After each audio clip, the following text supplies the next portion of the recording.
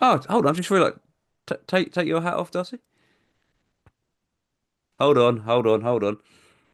Oh no. Hello and welcome to the Bald Social Podcast. Oh, and Paul. No, Paul's Oh. here. We've got to rename it. One, two, three, four. Hello, listener. How are we? The listener's okay? You're supposed to respond now. Listener, when I say how are we, you say we're great. Thanks for asking. How are we? We're great. Thanks for Great, thanks asking. for asking. How are we? We're great. Thanks for Great, thanks asking. for asking. So we got so many listeners that we could hear them chanting uh, in the skies, like when we did the clapping for the NHS during COVID. We could Either hear them. that, or they're like under your desk. Yeah, they're chanting so loudly we can hear them, despite this going out probably 2 weeks after we've recorded it. That's how that they're cheering into the past. That's how loudly they're cheering. Mm. Oh, how are you, mate? Good, mate. How are you? Yeah, not bad, not bad. What Good. you been up to? Just like I actually had a proper like studio tidy up.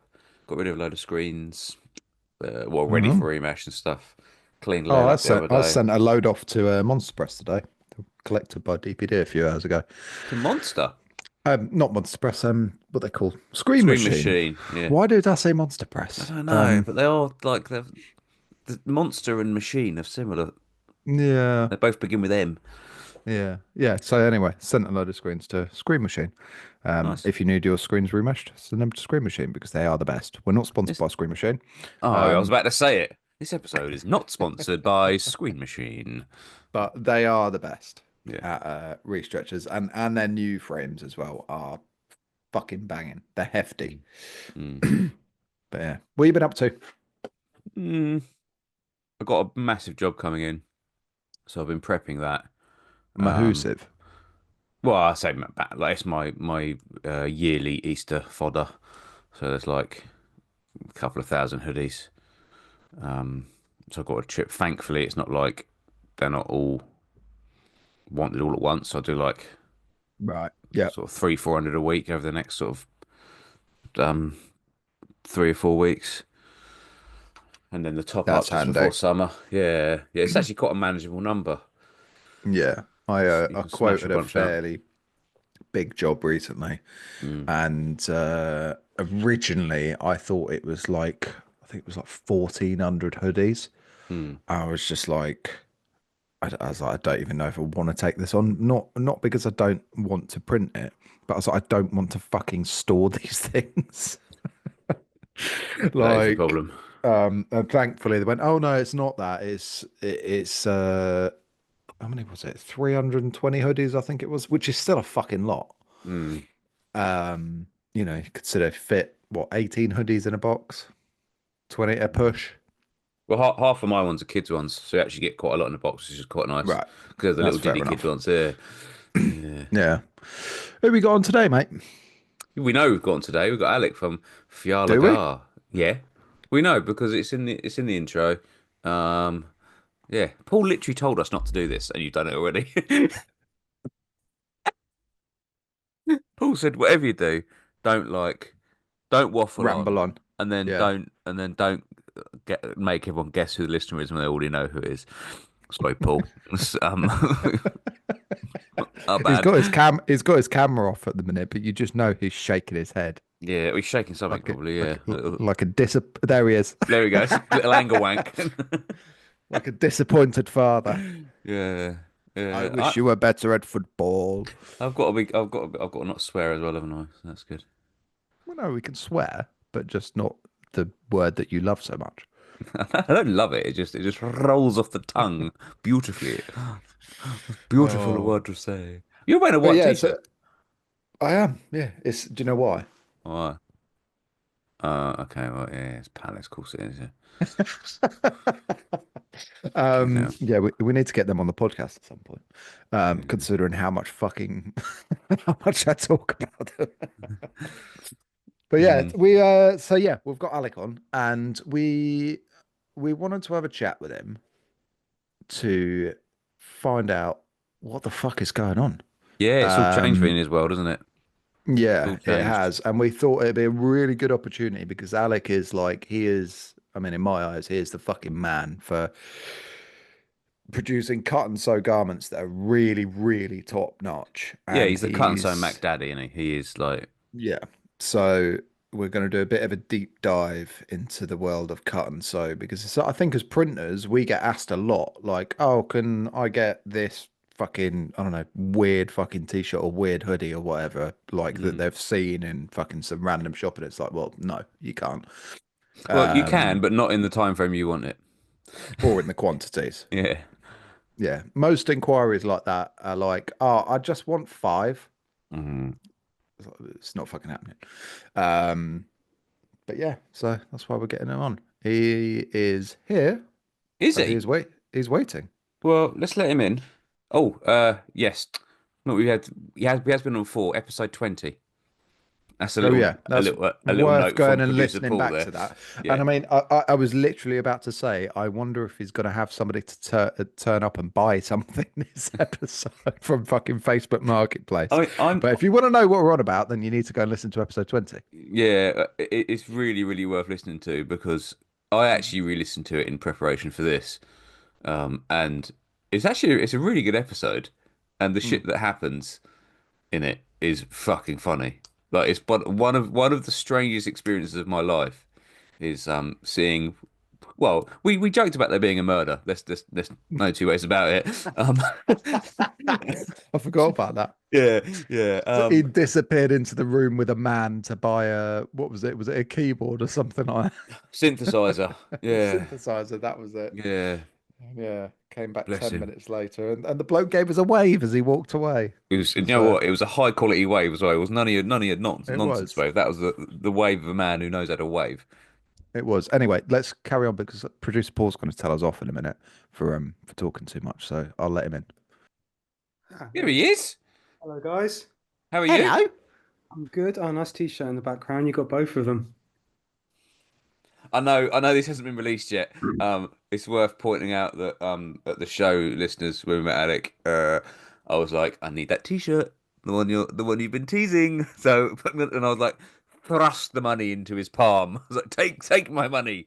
And yeah, no, so I have got an early release of it, haven't I? Although you are selling it at the markets now, aren't you? So that's sort of okay. Yeah, well, I've only done one. I normally always do like a market before a release just to give like people a little like what's coming up, like first Mm, grabs at it. yeah. So I'm very honoured, but yeah, it's lovely. I haven't actually worn it yet. It's still got the tag on. Just went and got it out of the bag to hang up. I will wear it. Today would have been the perfect weather for it as well. Yeah, yeah, it's Um, been gorgeous today. It mm. would have. How are you Yeah. How's anyway? You things? well? All good. Yeah, busy really. Like being a parent, working full time, running a brand, busy life. You're a Mm. busy boy, aren't you? I know. I was just like changing my son's nappy just before this. I was like, hurry up, I gotta go, I gotta jump on the call. And then like the duality of the life, like doing these two separate things, it's always like that. I'll go like to a market, absolutely smash it, come back and then have to like bathe my son and put him to bed. It's like, yeah, the Hmm. complete different opposites really. Yeah. Yeah. We did actually have a listener question about that. Um, if you don't mind just From jumping the in. Insta. Yeah, Yeah, yeah. go for it. Someone actually, let me see who it was. D2 Deviant. Oh yeah, I know him. Yeah, he asked how you're able to sustain the brand whilst working a full-time job, and obviously having a child and stuff. It's fucking So, stressful. yeah, I think you just have to accept some level of stress, don't you? Yeah. Yeah, 100%. yeah, it's so yeah, there are times where your like mental health does deteriorate rapidly and you're Mm. Hmm. like, what on earth am I doing? But I've got such a passion to not want to work a 9 to 5 forever, but that's what keeps me going, to be honest. I reckon if I was comfortable in my 9 to 5 and was like happy, like, oh yeah, no, I love this job, I'm in a good place, earning good money, I wouldn't bother probably. I would just be like, but there are times, definitely when I first started it, I was like, why am I putting all this effort into this? Why am I putting all this money into this? Could be like working harder at my 9 to 5 and getting a better job and earning more money, like and doing stuff like that. But it's like this large part of my soul that just never wants to be in a corporate office ever again. And that's just like the driving factor of having to do something creative and something that's my own. There's nothing else I'd rather be doing really. If I stopped doing it, I don't know what I would do instead. So Mm. I don't know, that's just a driving force. But yeah, there's like there definitely are times where you've like worked all day, then like taking care of my son for a few hours before he goes to bed, and then work on the brand till like 2 in the morning, and then get up at like half five, six, and then work all day, and then like you can only do that Yeah. kind of routine for so long before you Yeah. kind of like do like how it's Do too you much. do you find that kind of like doing the brand and the particularly the creative side of the brand, like the designing and everything, and kind of like putting like your new drops and all that together is kind of like a genuine mental health benefit though? Uh, Yeah, I would say so, especially when it works. When it goes well, it's like a really nice thinking. Because I think that's what most like, if you've ever worked like illustration or graphic design or anything like that, people like Yeah. giving you money for your designs is like the end Hmm. goal. You're like, oh wow, this is brilliant. That's like It's a amazing. massive dopamine hit. Yeah, yeah, yeah. It's Yeah. addictive. So I'd say that's probably like good, but when it goes bad, Hmm. that's really bad for your mental health. But like having like the confirmation that your designs are good and people like them and want to give you money for them and want to support it, and like people sending you photos of like wearing your clothes, being like, I love it. Like people have like such a similar passion that I do to have it. That's good for my mental health. Well, I don't Do know, you dopamine hit, like you say. do you think about that a lot when you're designing? Not About really. whether people are going to like it, or do you kind of just design it for yourself? Oh, no. Oh, sorry. Yeah, 100%. I think I do really think if someone's gonna like it, and I'm always sending like messages to my followers to see what their opinion is because I like them to be a part of it. Because there's no point like if I was gonna do designs for myself, um, I think it's stupid to like try and run that as like a clothing brand because what I personally might want exactly for myself might not be what the masses want. I think if you were to Okay. try and do it as a design and just like maybe try and create like a one-off piece of art or something like that, maybe so. But when I'm trying to create something that's going to be sold again and again and again and be able to last for years and years being sellable, I need to think what people actually want. And it's not just the designs, it's the clothing as well. Like from the Mm, beginning, like I've been trying to figure out what people want. Like they wanted a certain type of t-shirt, they wanted it a bit thicker, they wanted it a bit more oversized, they wanted the collar a bit higher. Like all those kind of things I listen to and pay attention to, especially at the market. I pay a lot of attention to the feedback people give me and then work from there and then try and create something that people are going to want. So yeah, it plays a huge part in like creating something people want. But then I don't let it dictate too much that it takes away from something that I actually like myself. I wouldn't put something out that I don't think is yeah. good or I don't enjoy or I wouldn't wear. I think that always has to be the starting point. It always has to be something. You always Yeah. have to make something that you like. Yeah. Hmm. But the difference with you is that the You're running a brand like a business rather than like us as well, creatives run it it's like just as a brand. it's Yeah. not even that. I mean, it's even more basic than that. Is that you're in control of the entire process in as much as Hmm. you're designing the actual t-shirt. Whereas most people He's we speak he's to, in the factory threading the t-shirts yeah, together. Like, but most people we speak to are buying blanks in and doing what they need. So that what they're actually selling is the art on them. Whereas Yeah. what you're selling the entire piece. So you're selling the canvas and the art on it, whereas everyone else is just selling the art. Does that make sense? Yeah, the one thing with blanks, there's nothing wrong with using blanks, no shade to people that do it, but the way I always thought about it is like if I was to sell a blank with a print on or embroidery, whatever, if I was to take that away, what does that differentiate me between the next brand that's using the same blanks? yeah. It's Mm, only the artwork that becomes your USP, and mm. I wanted something more than that. I wanted to say if I removed like the print, people would still recognize and be like, oh yeah, that's his t-shirt, that's his fit, Hmm. that's his dyeing, that's his fading, something like that. So it's more to it than just the art. It's like you said, it's the canvas itself, but I wanted my clothing to still be recognizable even if I took the design away. So do you What reckon your sales would change if you used an off the peg garment? Yeah, 100%. Unless it was the same standard of quality. Mm, I never found one. I mean, AS Color are pretty good. Like when he gave me, when we were there, not last time, the time before, he gave me one of those blue t-shirts, and that's good quality, but it's Mhm. not. Well, I mean, I've stopped looking at blanks. I started looking at blanks when I started this, but I never found any with the same standard. I think that the heavy faded is probably the closest tee that I've found to your t-shirts. Yeah, the AS color. Yeah, yeah. Yeah, They're that a very similar kind of like neckline, similar sort of feel, but I think yours are maybe like a bit softer, a slightly looser fit as well, I think. yeah.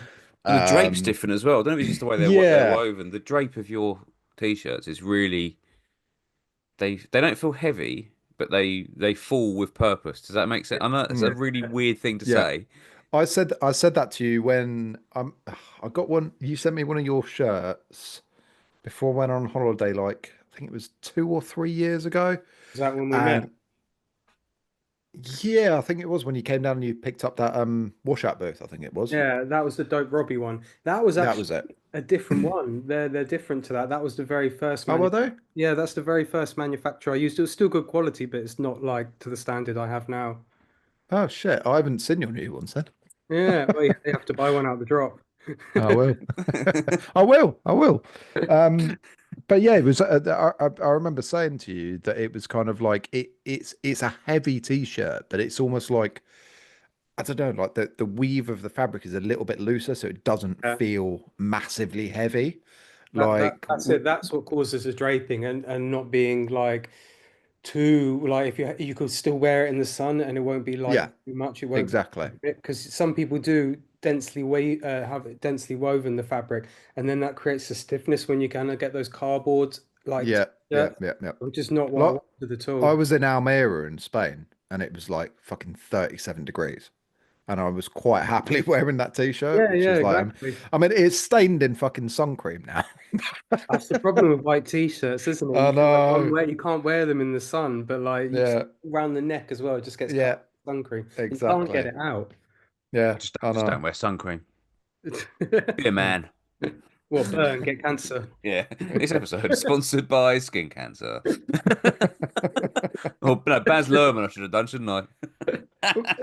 Here's a question for you then that I don't think I may be wrong because I actually haven't listened back to the episode. Like I do all the fucking editing. I'm not going back and listening through old episodes now. I'm going to go off memory. I won't lie, I haven't listened to it either. I mean, I was It's there. fine. Pav and producer Paul did. In case you're wondering what the blank screen is, Yeah, that's producer EPP, Paul. He's I the mean last people. it should be 4Ps because it's now professional producer Paul Padon Paulson, isn't it? But anyway, uh, the question I wanted to ask is what kind of made you choose Portugal as the place for where you produce your blanks, and what was the process to actually getting there? So I did look into like other countries. I looked into India, China, Turkey. China. Yeah, I know I said it wrong. I can't. I hear China and I say it like Trump. China. I looked into other China. places, and while like if you went to somewhere like Bangladesh or Pakistan or China, it would be considerably cheaper. Um, I think Turkey would probably get the same quality, and it's about the same price. But what was I going to say? But when I tried them, the Portugal were just the quality was just the best out of all the places I sampled from. There was just the absolute best quality, but it wasn't just the quality because I think I could have probably get the same quality in Turkey, but it was the manufacturer. Like because I worked the t-shirt you've got, Darcy. Uh, that manufacturer was fucking awful. It's why I only did one run with them, and they were just like the quality was good. Right. Their business was terrible. They were real dishonest. It was like one of those horror stories you always hear about manufacturers. Just everything went wrong, and so I learned a lot to what to look for. I learned a lot of the red flags, and I Mhm. wrote down like a huge list of questions and sent that out to manufacturers all over the world. And like the one who came back and answered the questions that day, and then by the and was the really good answers. And the next day, they'd already sent me some fabric samples out straight away. And I was Wow. impressed by and none of the other ones handled their business like that. It was very typical of manufacturers. You hear back from them 1 or 2 weeks later, then they want to charge Yeah. for the fabric samples. This guy was just on it. He was just like, yeah, okay, great. Here's all your answers. Here's your fabric samples. Just was on business. And that's what I was looking for. Someone that's going to be quick and reliable. And I could have probably maybe found that somewhere else, but it was just so happened that guy was in Yeah. Portugal. He had amazing. Well, Yeah, why keep they looking? say that in the they say that in the world of kind of screen printing. That it's like you want to when you get quote requests in, you want to get that reply out as quick as possible. I mean Yeah, that's my mentality anyway, because it's like although like I may not be the best or I may not be the cheapest, it's kind of like there's a real like convenience thing of when somebody's got that quote before anybody else has even had a fucking chance to send one over, sort of thing. It's kind of like you're in with a fucking like big shout already. exactly. Not saying necessarily that's what happened to you, but it leaves a lasting impression, doesn't it? Yeah, well, there's So going to be another 10 people that they've asked for quotes from. And if you get there first, and exactly. communicate them quickly. Because the Mm. way I've always thought about it when I've dealt with other manufacturers, if they're taking from the very beginning, they're taking ages to reply, they're not giving very good answers, it's never Hmm. going to change. Even if I give Yeah. them money and start production, they're Well, going to like that. if they're not jumping on it for fucking new business, like what's it Yeah. going to be like when they've got you in the bag? Yeah, exactly. It's going to be one of those ones you're waiting 6 months for your samples to Yeah. come through and it's going to go wrong. They're not going to give a shit. So it was more, Can the quality was there, but it was more his attitude that he was just on point. can you said that you wrote like a list? Yeah. Can you give us a top three red flags? Oh, I can't remember now. What was He designs t-shirts, not flags, Darcy. So that might be a bit more top red difficult. flags? Ch Um, China's got a red flag in it. China. yeah. China. Oh, give me a second. Let me think. Um, I don't know, really. I think it was more just how they handled the questions.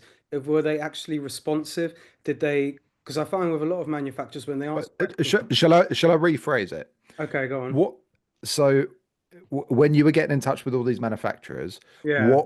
what top questions were you asking them? Um, a lot of it was about if they could do what I wanted, if they were flexible on MOQs, if they had a certificate and could prove it for organic cotton, because a lot of people will tell you they've got organic cotton Yeah. talking out their arse. So if they can actually prove they've got a certificate, that was a big thing. If they worked with the factory, the milling factory, that's a big thing. Because then you can actually customize your fabrics, which is what I do. When a lot of factories are they're just like the cut and sew places, and they'll work with a lot of other factories. They'll work like they'll work with stock fabrics, so you're getting the same fabric everyone else is getting. So I wanted to Right. the factory that had a connection with a factory mill, and this one does. They own the factory mill as well, Okay. where they weave all the fabric. So that was something I was really looking for someone that wasn't using stock fabric. It So, is easier so if you. how do you even go about starting to find manufacturers that do that? Like, what's the process for even getting in that ballpark of people that can do that? Is it Uh, literally just to contact everyone you can find on the internet, or is it like do you go to like suppliers like Alibaba and work backwards from there? Like, how does it? I mean, I've never, for Alibaba, I only use them for like small stuff like my stickers and things. I did get a hoodie and someone gave me a reference to a factory off there. And I got a t-shirt and a hoodie made, but the quality, it wasn't bad, but it wasn't like 10 out of 10. Um, so I never really bothered with there anymore. Otherwise, Euro Pages is quite good if you're looking for someone in the EU. And it's Hmm. basically, but it's just that it's going through websites like Euro Pages, going through just Google, just trawling through Google. Because I honestly found the best factories have the worst SEO, and they're an absolute ball ache to find. The people that are the front of your page, like Google, are normally the ones not bother working with. But it was just like working with them and just messaging again and again, just finding them and finding them. I suppose I suppose when you're looking for something like that, it's the sort of thing where once you've found it, like you don't want to be telling anyone. Like not telling anyone, but you don't want to be giving that information out, Oh, so I don't tell anyone. your service gets worse. Which is why I always find it hilarious when you got we had the chat about Reddit last time you were on. When you go Yeah, on Reddit and people are oh like I'm starting up, where's the best place to go? And you're like you need to do this research yourself. Like this is 100% a suck it and see situation. You need to put all the legwork in here and not go oh someone else has done all this work for me. They're going to give me all the answers. yeah, people are fucking lazy like that. Honestly, when I was like, because I get it like almost weekly, people jumping into my DMs asking for who it is, who the factory Mm. is. And I had it at the market. Some guy just like walks straight up to me and goes, "Who's your manufacturer?" And I was like, "Oh my God, this is like Insta DMs and Reddit. Like someone's like come up, not a single hi. They never even bother like to make a conversation. They're just like, "Who's your factory? Who's your manufacturer?" I'm like, fuck Mm. off, I'm not telling you. And it's funny, my factory actually said to me, they were like, "Oh, if you bring us any new custom, we'll give you 5% of all of their orders." And I was like, "Oh, that sounds good, but yeah, I'm not bringing you anyone. You're doing fine." No. But Yeah, it just it might end up causing you because if they get massive, like you say, they're not being really found as much.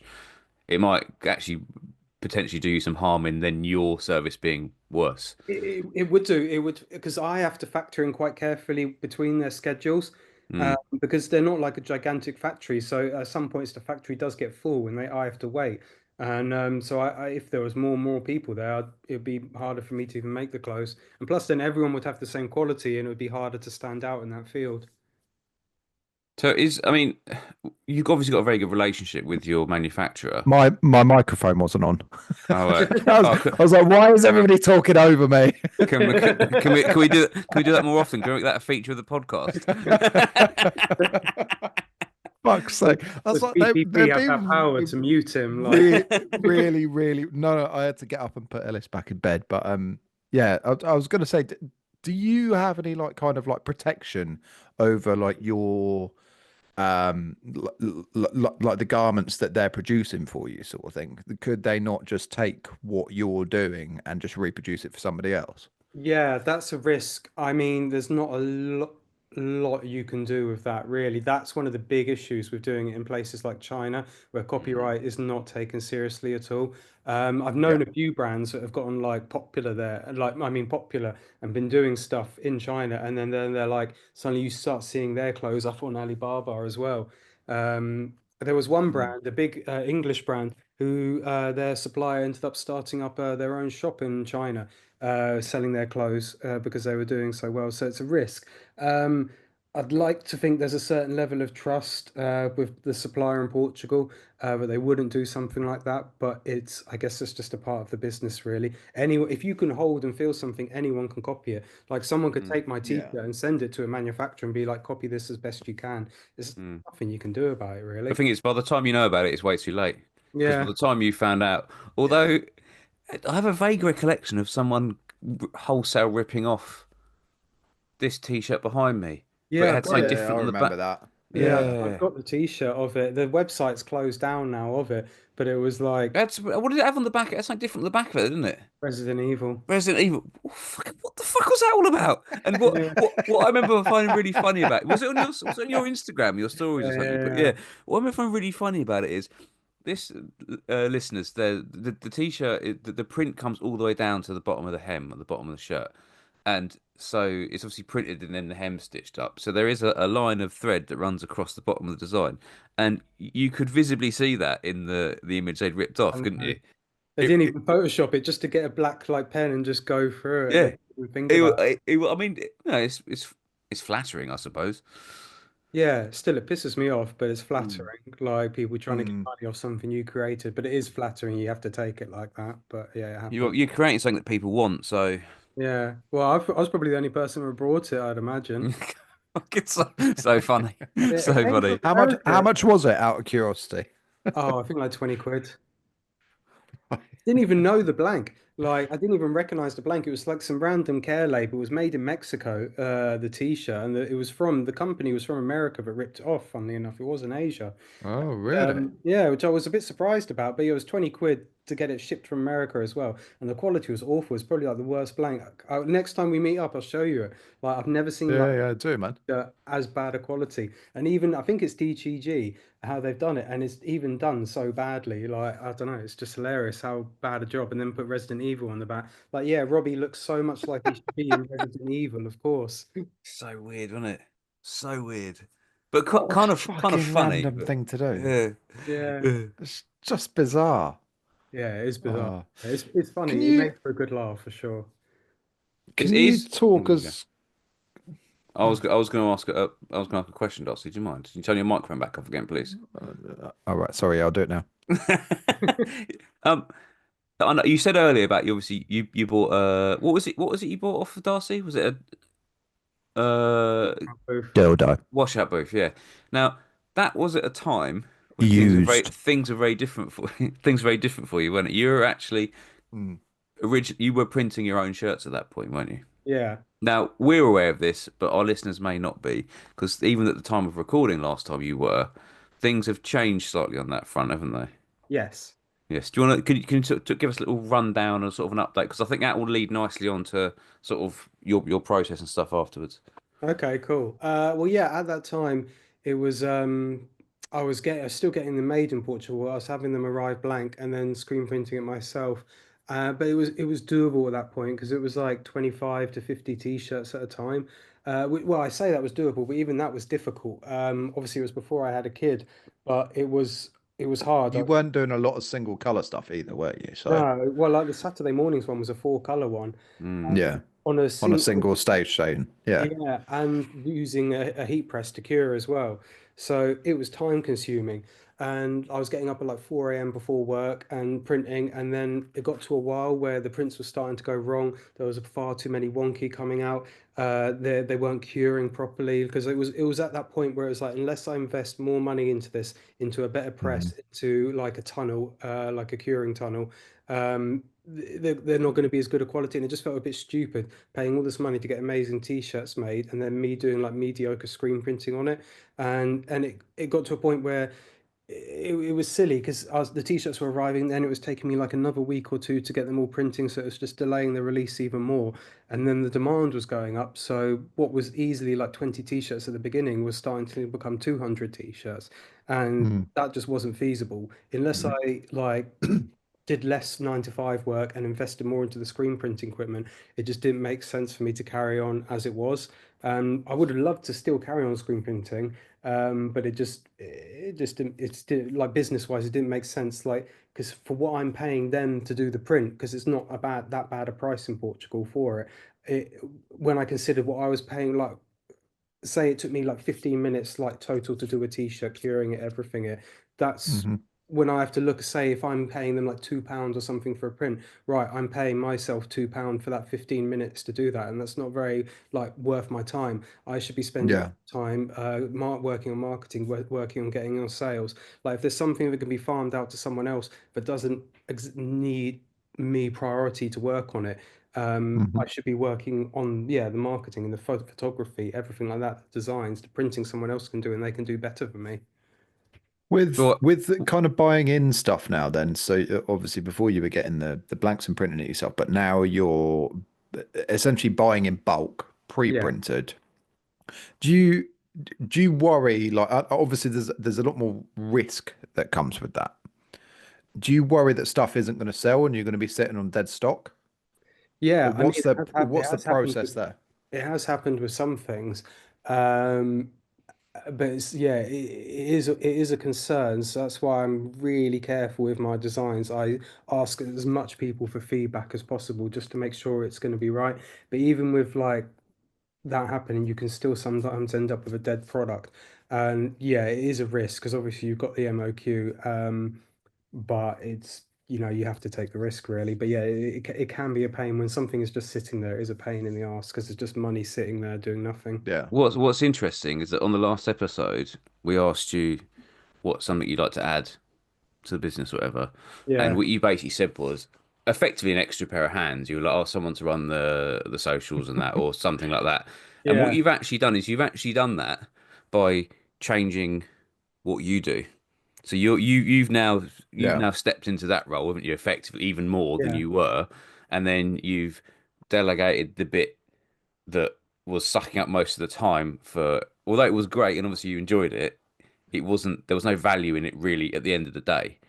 No, it didn't make sense money wise, No. and So like you have actually succeeded in that. I'd just like to point that out. Well done. yeah, You've thank got what you. you wanted. All by you circumvented it somehow, but you got it. I've got like a photographer now who's like part of the team and a videographer who's just come on for this last release. And then like got like consistent models as well. So it is like building up. Like photography was something I wanted to get someone to help with. Like it's good to try and be like a jack of all trades and know like every aspect of the business. So when you give Mhm. it to someone else, you can tell if they're doing it right or wrong. Mm. But it did get to a point there was, let's say, exactly the same thing as screen printing with the photography. I'm amateur at photography, and I felt it was holding the brand back. Like again, creating all these products and then doing like mediocre photography. I was like, right, I need someone to help with this. And that was hindering the shoots as well because I was having to do the styling, I was having to work on the set, and I was having to do the photography. And I was like, I'm doing too much. So I need someone to do help with the photos, and then I can work on like getting the models dressed and working how the set's going to look. Yeah, you've gone to working on it rather than in it, haven't you? Does that make Yeah. sense? Like you're now holistically doing the whole thing rather than spreading yourself thin. The half of that is finding people you can trust to do it. But like you said, now you know how you want everything done and how it needs to be done. It's much easier to then set the parameters for those who work with you. Yeah, it's a lot easier than yeah to find people because there's a lot of people that approach you when you're running a brand that want to be a part of it, but it's like you said, you need to make sure they're actually going to do a good job. Mm. Because it's you at the Mm. end of the day, it's not a big deal to them. If they don't do that good job, they'll get paid. But if it's me, it's going to damage my money more than it is theirs. Yeah, 100%.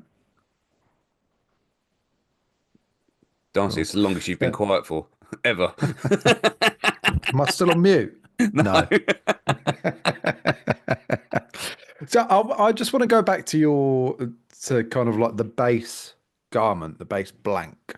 Yeah, Like we've had people on before that have done cut and sew, but the conversation about how it all actually comes to fruition as like we've never really had that conversation. And like we're mates, like we speak not massively regularly, but we do chat like on WhatsApp and shit. And like, I think you're somebody we can really have that conversation with. Like, what are the what are the actual steps for?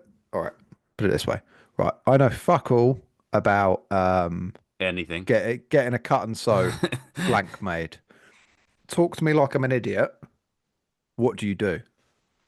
Uh, well, if it's someone you're just starting with, you'll ask for like fabric samples so you can determine like what fabric you want, what weight you want. Like if you want a heavyweight t-shirt, if you want a lightweight t-shirt, how you want it weaved, what you want densely woven. So you'll look at that, then you'll decide on like the fabric, and then you'll create a tech pack. So you'll create all your measurements. If you want like what color you want the fabric, what Pantone you want it, any of the sewing details, like how you want it sewed, like the ribbing, etc., like that, and then work out all of the measurements and then how you want it washed. If you want any particular wash to the fabric, like an enzyme wash, silicone wash, anything like that, or a fade out wash. And then you work out all those kind of details, and then you do the design. And then obviously you know how the design works, like doing all the Mm. screen print. And then you'll do a sample of that, and if it's all okay, then you go ahead with it, really. But Did You did you made have any that kind sound of like? very easy, but it Yeah, you did. you've done it. You've You obviously done it just so many bada bing, bada times. boom. What what Did you have any kind of like blanks that you took inspiration from and you kind of went to the manufacturer with, or was it kind of just all straight out of your head? No, no, definitely. I take inspiration. So from the first manufacturer I used, they were a blank supplier as well as a manufacturer, but they weren't. They're basically an Okay. agent. They pass themselves as a manufacturer, but they're basically an agent who send your job to another manufacturer and charge you admin on top of it. Um, Right. So and just a middleman. yeah, basically, and they pretend they're not.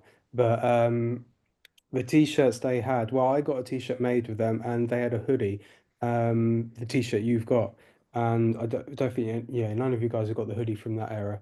But basically, I took those and then I made some adjustments, like did different fabrics, made measurement adjustments and things like that, and then I sent like the hoodie and the t-shirt to the new manufacturer and just said, look, I want to make these, but I just want to make some adjustments to them. And then it kind of worked. Then it's kind of like a process of iteration. Like if you looked at like my very first t-shirts I did with them, which I think was Saturday mornings, the green and blue ones. If you looked at those ones and looked at like the latest one, like the ones Pav's got, they'll be very like different t-shirts. So it's just like a slow process, changing this measurement, changing this about the fabric. And even like the hoodie, like the very first hoodies I did were completely different material because now I've got like that gorgeous French terry. So that's like, Mm. it's still Mhm. like relatively similar measurements as the previous hoodie, but just like a different fabric.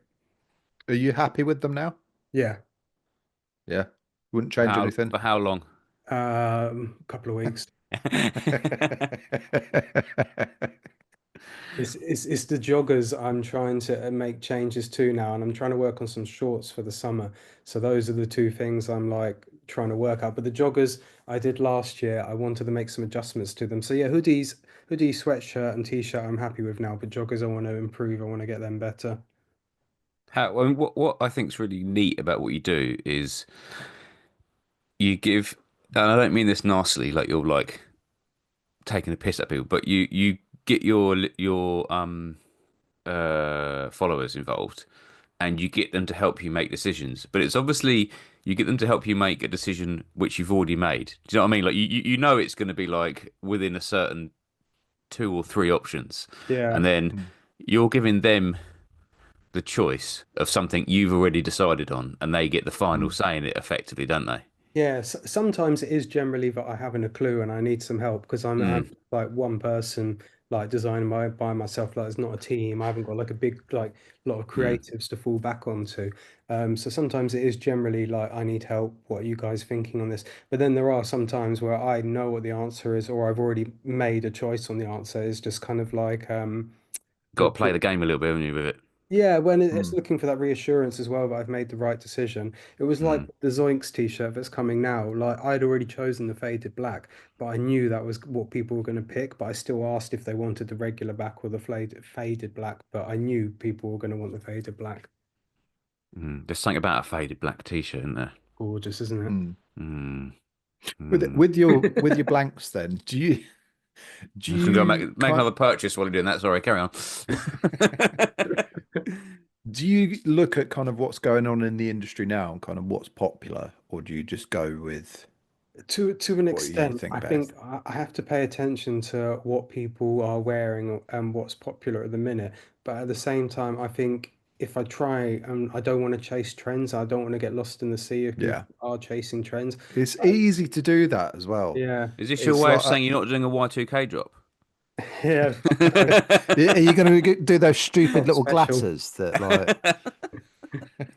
with the It's so easy for people to do that though. Like, both as printers and like producer Paul, who's not on video at the minute. Hi, producer Paul.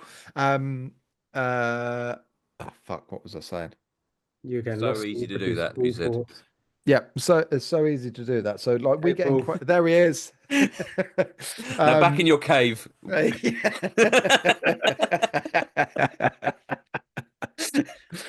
it's weird. It's like we've got a pervert just watching. Like can't see Mm. him. But anyway, Yeah, that's like I'm me. here. we yeah. We get inquiries like fairly often where it's like people basically referencing other brands and what they Yeah, want. So I got one yesterday and it's just represent. right. That's all it is. And sent the guy a quote and he's really lovely, he's really friendly and everything.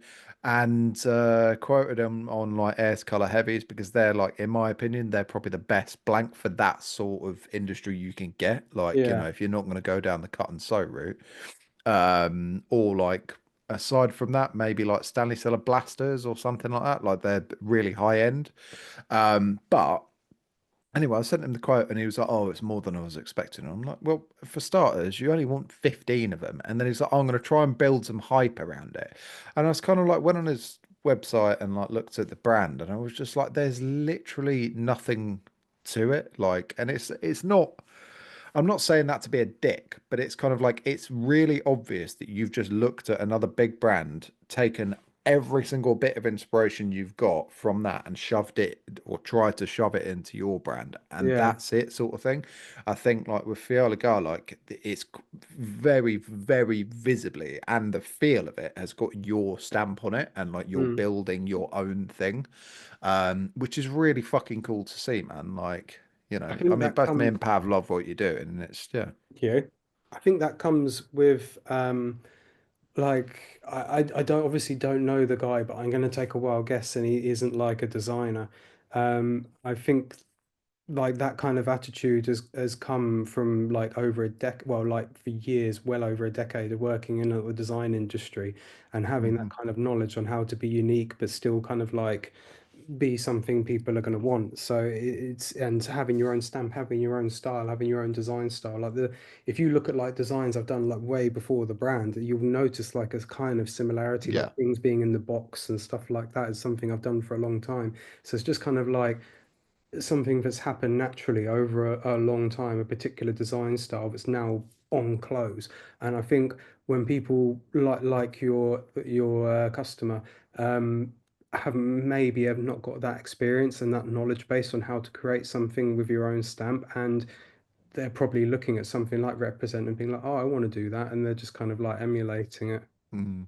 I Which I think guess the everyone like, sorry, everyone like it's starts all off right. somewhere. So you never know. Yeah, Maybe of course he'll they do do. it. That's why I kind of like wanted to throw in my point of like I'm not bitching about them. It's Yeah, like it's just the I think the conversation of trying to explain to people of like or not explain, but trying to get inside their head a little bit and be like, what are you actually hoping to achieve? Because my end goal as a printer is for customers to come back.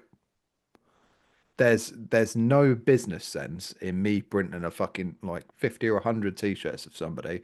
They fucking sell five of them and then they're just, probably bitter about it and they're never going to come back, blah, blah, blah, because it was whether it was a shit idea or it wasn't the right blank or the design was crap yeah. or whatever sort of thing. So it's kind of like I try and always be really upfront with people and it's like do you like if it's a new brand, I'm like, do you actually need 100 t-shirts? Do you actually Do need a quote for 100 t-shirts? 20 and see if they sell. Exactly. And it's kind of like everybody wants to be like too big before they've put in the legwork. Yeah. Well, And I think that's it's interesting because I remember last time you were saying the worst customers are streetwear brands. They always do Yeah, they one. are. They do one bulk and then they disappear. Yeah, you never yeah, see them again. Yeah. And it's the yeah. same. I asked my manufacturer this, and he says it's the same thing. It's just they're Hmm. not necessarily the worst customers, but he says the streetwear people will always come, do one bulk, and then just it won't work and it'll disappear. He says it's funnily enough, it's e-gamer uniforms that are like are their absolute bestseller. Oh, really? Yeah, Really? like the I've forgotten what it's called. The print where it goes all over the t-shirt. Yeah, Yeah, dye like dye sublimation. sub. That's it. Yeah, Yeah, yeah. that's kind of stuff for in I think it was a Portuguese e-gaming like Olympic type thing, and that's like their absolute best sellers, all It's that sort of mental, isn't stuff. it? Yeah, Fucking hell. but you guys must do like a lot of uniforms. Not really. I Yeah, don't. I do. I I do print a for bit. mainly Producer brands, Paul probably does mainly. more uniforms than both of Yeah, us, but Mm. Yeah. yeah, I mean, I do a lot of like merchandise, like clothing brands, artists, yeah. breweries, shit like that. But yeah, don't really do much of like the I trades pretty and much stuff print the like that. same Like, thing over and over again. Like literally the same design over and over and over and over and over again. Insanity. Well, yeah, mm, but like it's also kind of therapeutic.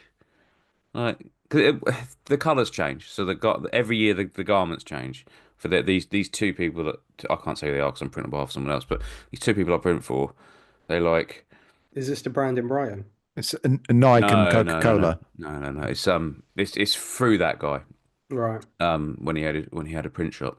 But yeah, they basically have the same stuff every year, but they change the colors every year, so they're very good at like choosing the seasonal colors, like really really good at it, and they're both destination places that have a shop that sells its own stuff as well as alongside other sort of like outdoory brand stuff.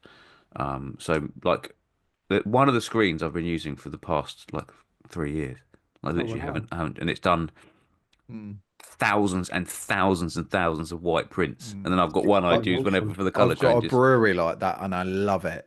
I've got two screens for them and one of them is for hoodies and one of them is for t-shirts. Yeah, No, I don't even have two screens. I've got one screen. They're just burned up like upside down sort of thing. I just flip the screen around and I must have used that screen for 3,000 garments. Yeah, decent. It's mm. it's so good. I Yeah. love it. If ever there was a screen for you getting the value out of it, that's the job, Yeah. isn't it? So based on how long everything takes, like for you to do everything. I've got another listener question if I can weave one in there, if you don't mind. This is from Jack from Old Elton's Clothing. Okay, yeah, You yeah. know, Jack? Yeah, You've we spoken met to him? not last time, the time before. Yeah, love. Hi, Jack. We love you. The time Pav didn't come. Yeah. Yeah. So he'd obviously undergone.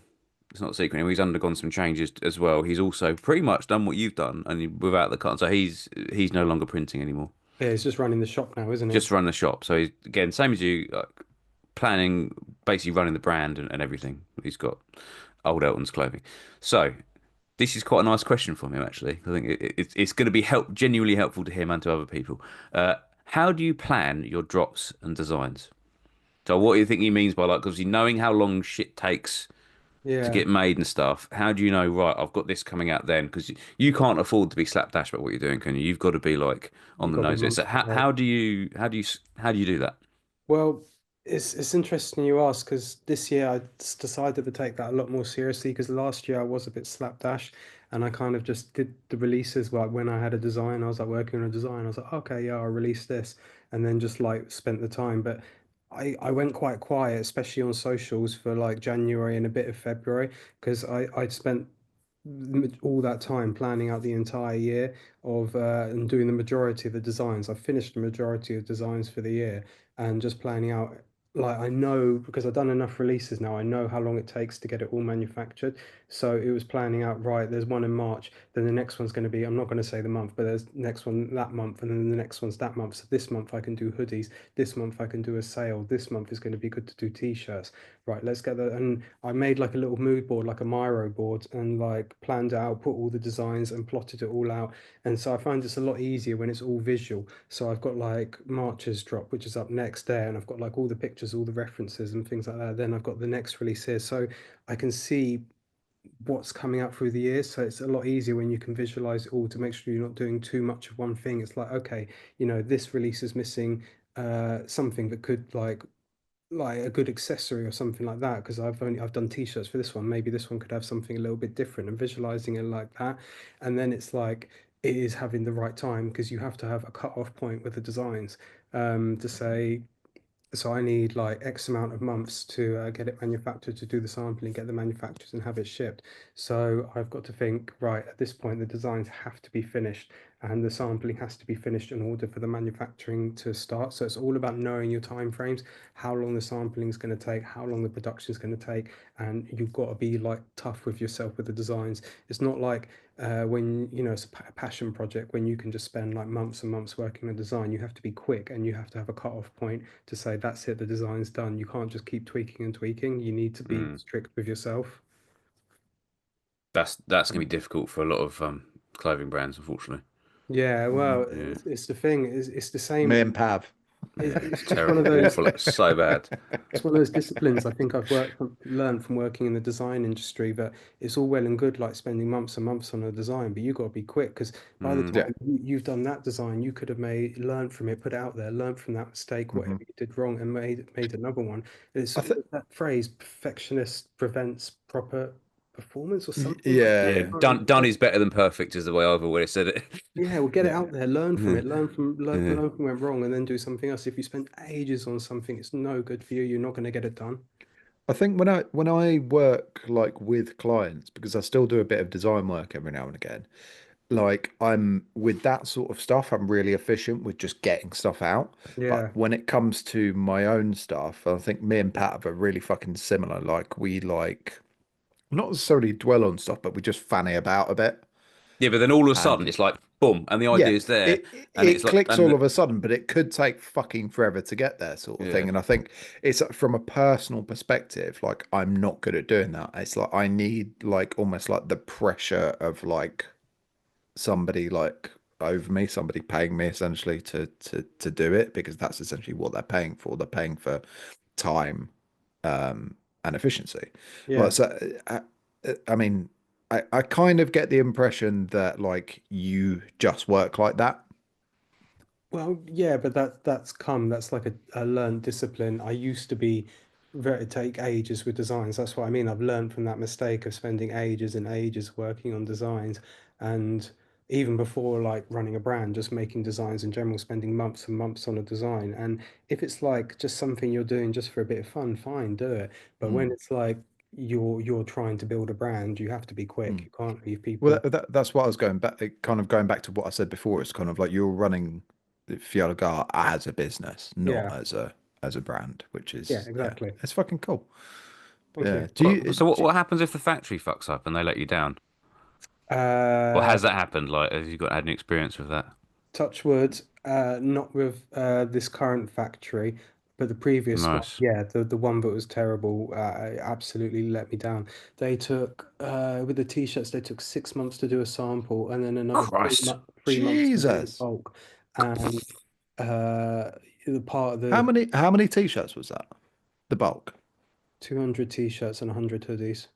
3 months to Yeah. do. No, Fucking no, hell, no, no, mate. no, no, no, no. That's the t-shirts. The hoodies, the t-shirts, the hoodies they took ages to do as well, and they were just blanks. They were already like, already had Oh them. fuck yeah! Of course, you were printing them yourself then as Yeah, well. and so yeah, they were terrible. Jesus. And then one of the boxes went missing. One of the hoodie boxes went missing from the first shipment as well because they did something dodgy. And you know, like if you ship a sample like internationally, it doesn't get taxed. Mm. Yeah. So what they did is they shipped my bulk order, which was like 100 hoodies, and they shipped out all the samples, and I had no idea they were doing that. So Christ. Oh. that got flagged, and then someone from UPS has obviously looked at it and goes, "Oh, this box is worth like £5." Yeah, Look at it. yeah, Oh, it's full of hoodies. Right, I'm nicking this.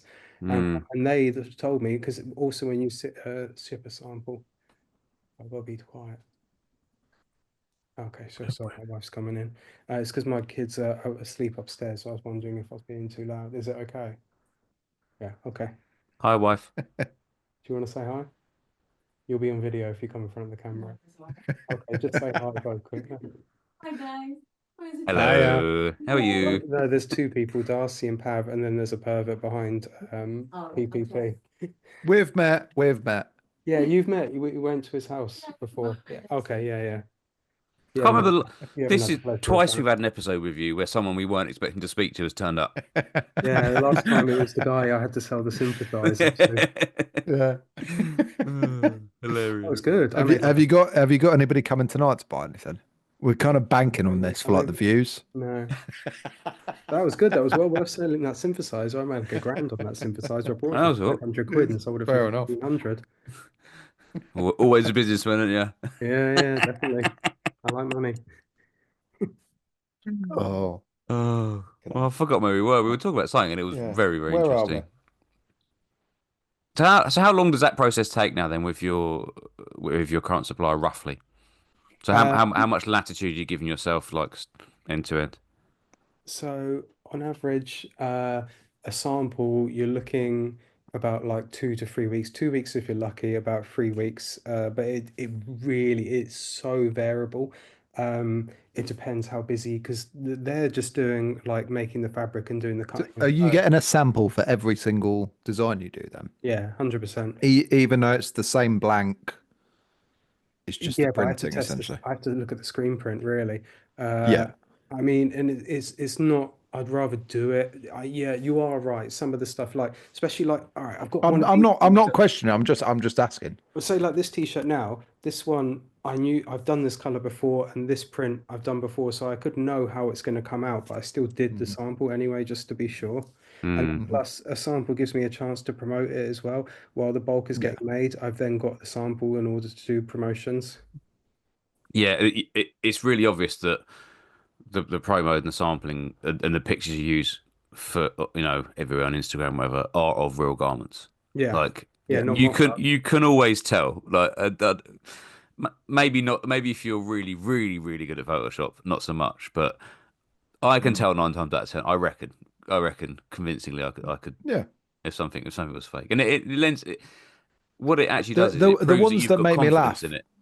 Yeah, the ones that make me laugh though are the ones where like you'll see kind of mock-ups on people's websites and the prints are like that. And it's just like Yeah, that is not going to turn up like that. I know 100% that print is not turning up seam to seam from there to there, from the I, fucking neckline I don't right know, down mate. to Have you my seen these? penis. Have you seen these? All the way Yeah. to the bottom, mate. Yeah, no, Well, it I'm goes not saying underneath this as about. well. I'm not saying this about Alec. I'm saying this Just about slagging everyone other. else off. Yeah, basically. So I don't fucking care.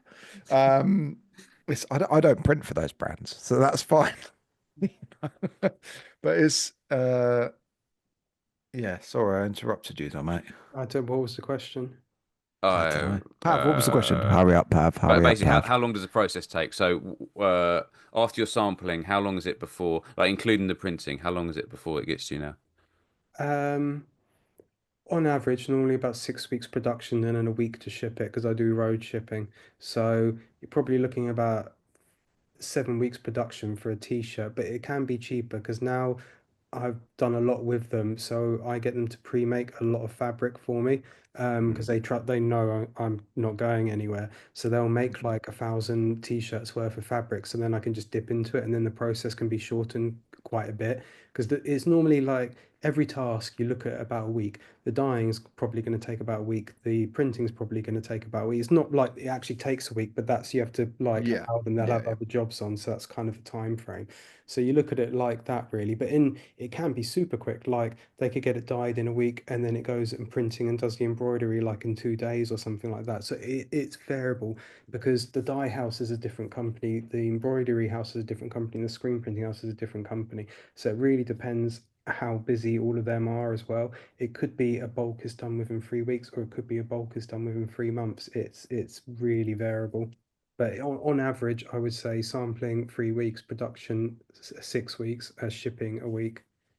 So So basically, if you're planning like 3 months in advance, 2 to 3 months in Exactly. advance, Like at a minimum. Like, the summer release is already done and just about to go into production. And then I'm just finalizing the designs for like the autumn one, which is like the hoodies and things like that. So you've got to be like looking at it like that. mental. if you wanted to make changes to kind of like the current tech packs you have, then Yeah. how does that look? It depends how detailed it is. Like it can just be like a message to the manufacturer being saying, I want to reduce this measurement by 2 centimeters or something like that. But if it's a real dramatic one, then I'll have to revisit the tech pack and like make the actual changes. But a lot of things, if we've both got an understanding of what needs to change, it's very easy. I could just say, can you tighten the neck this measurement by a centimeter or something like that, or can you do this particular wash? And I don't need to be too detailed with him. But if it's like a real, like a lot of measurements are changing, then I'll have to revisit the tech pack. So Hit, with the hit. tech pack, how does it work with the sizing? Do you just give them the tech I pack was for one literally just about size, to ask this. and Yeah. then they scale it themselves, or do you have to give them a tech pack for every single size that you're having No, made? they scale it. I do everything in medium. All my samples are in medium, so I give them the sizing for a medium, and then Mm, they'll scale it. Some manufacturers actually charge you for that for doing the measurements, but they don't. But there's a pretty like universal standard of how you scale particular measurements. Some measurements might not change at all, and then some measurements might only change like half a centimeter. Some measurements might change just 2 centimeters. So pretty much like a universal standard of how you change the measurements up and down. mate, that's something I've never even thought of asking someone. Like, it's Yeah. Yeah. Yeah. I've had Well, people it's ask kind me of that question before. oh you well, think about like oh, thank when I thought special.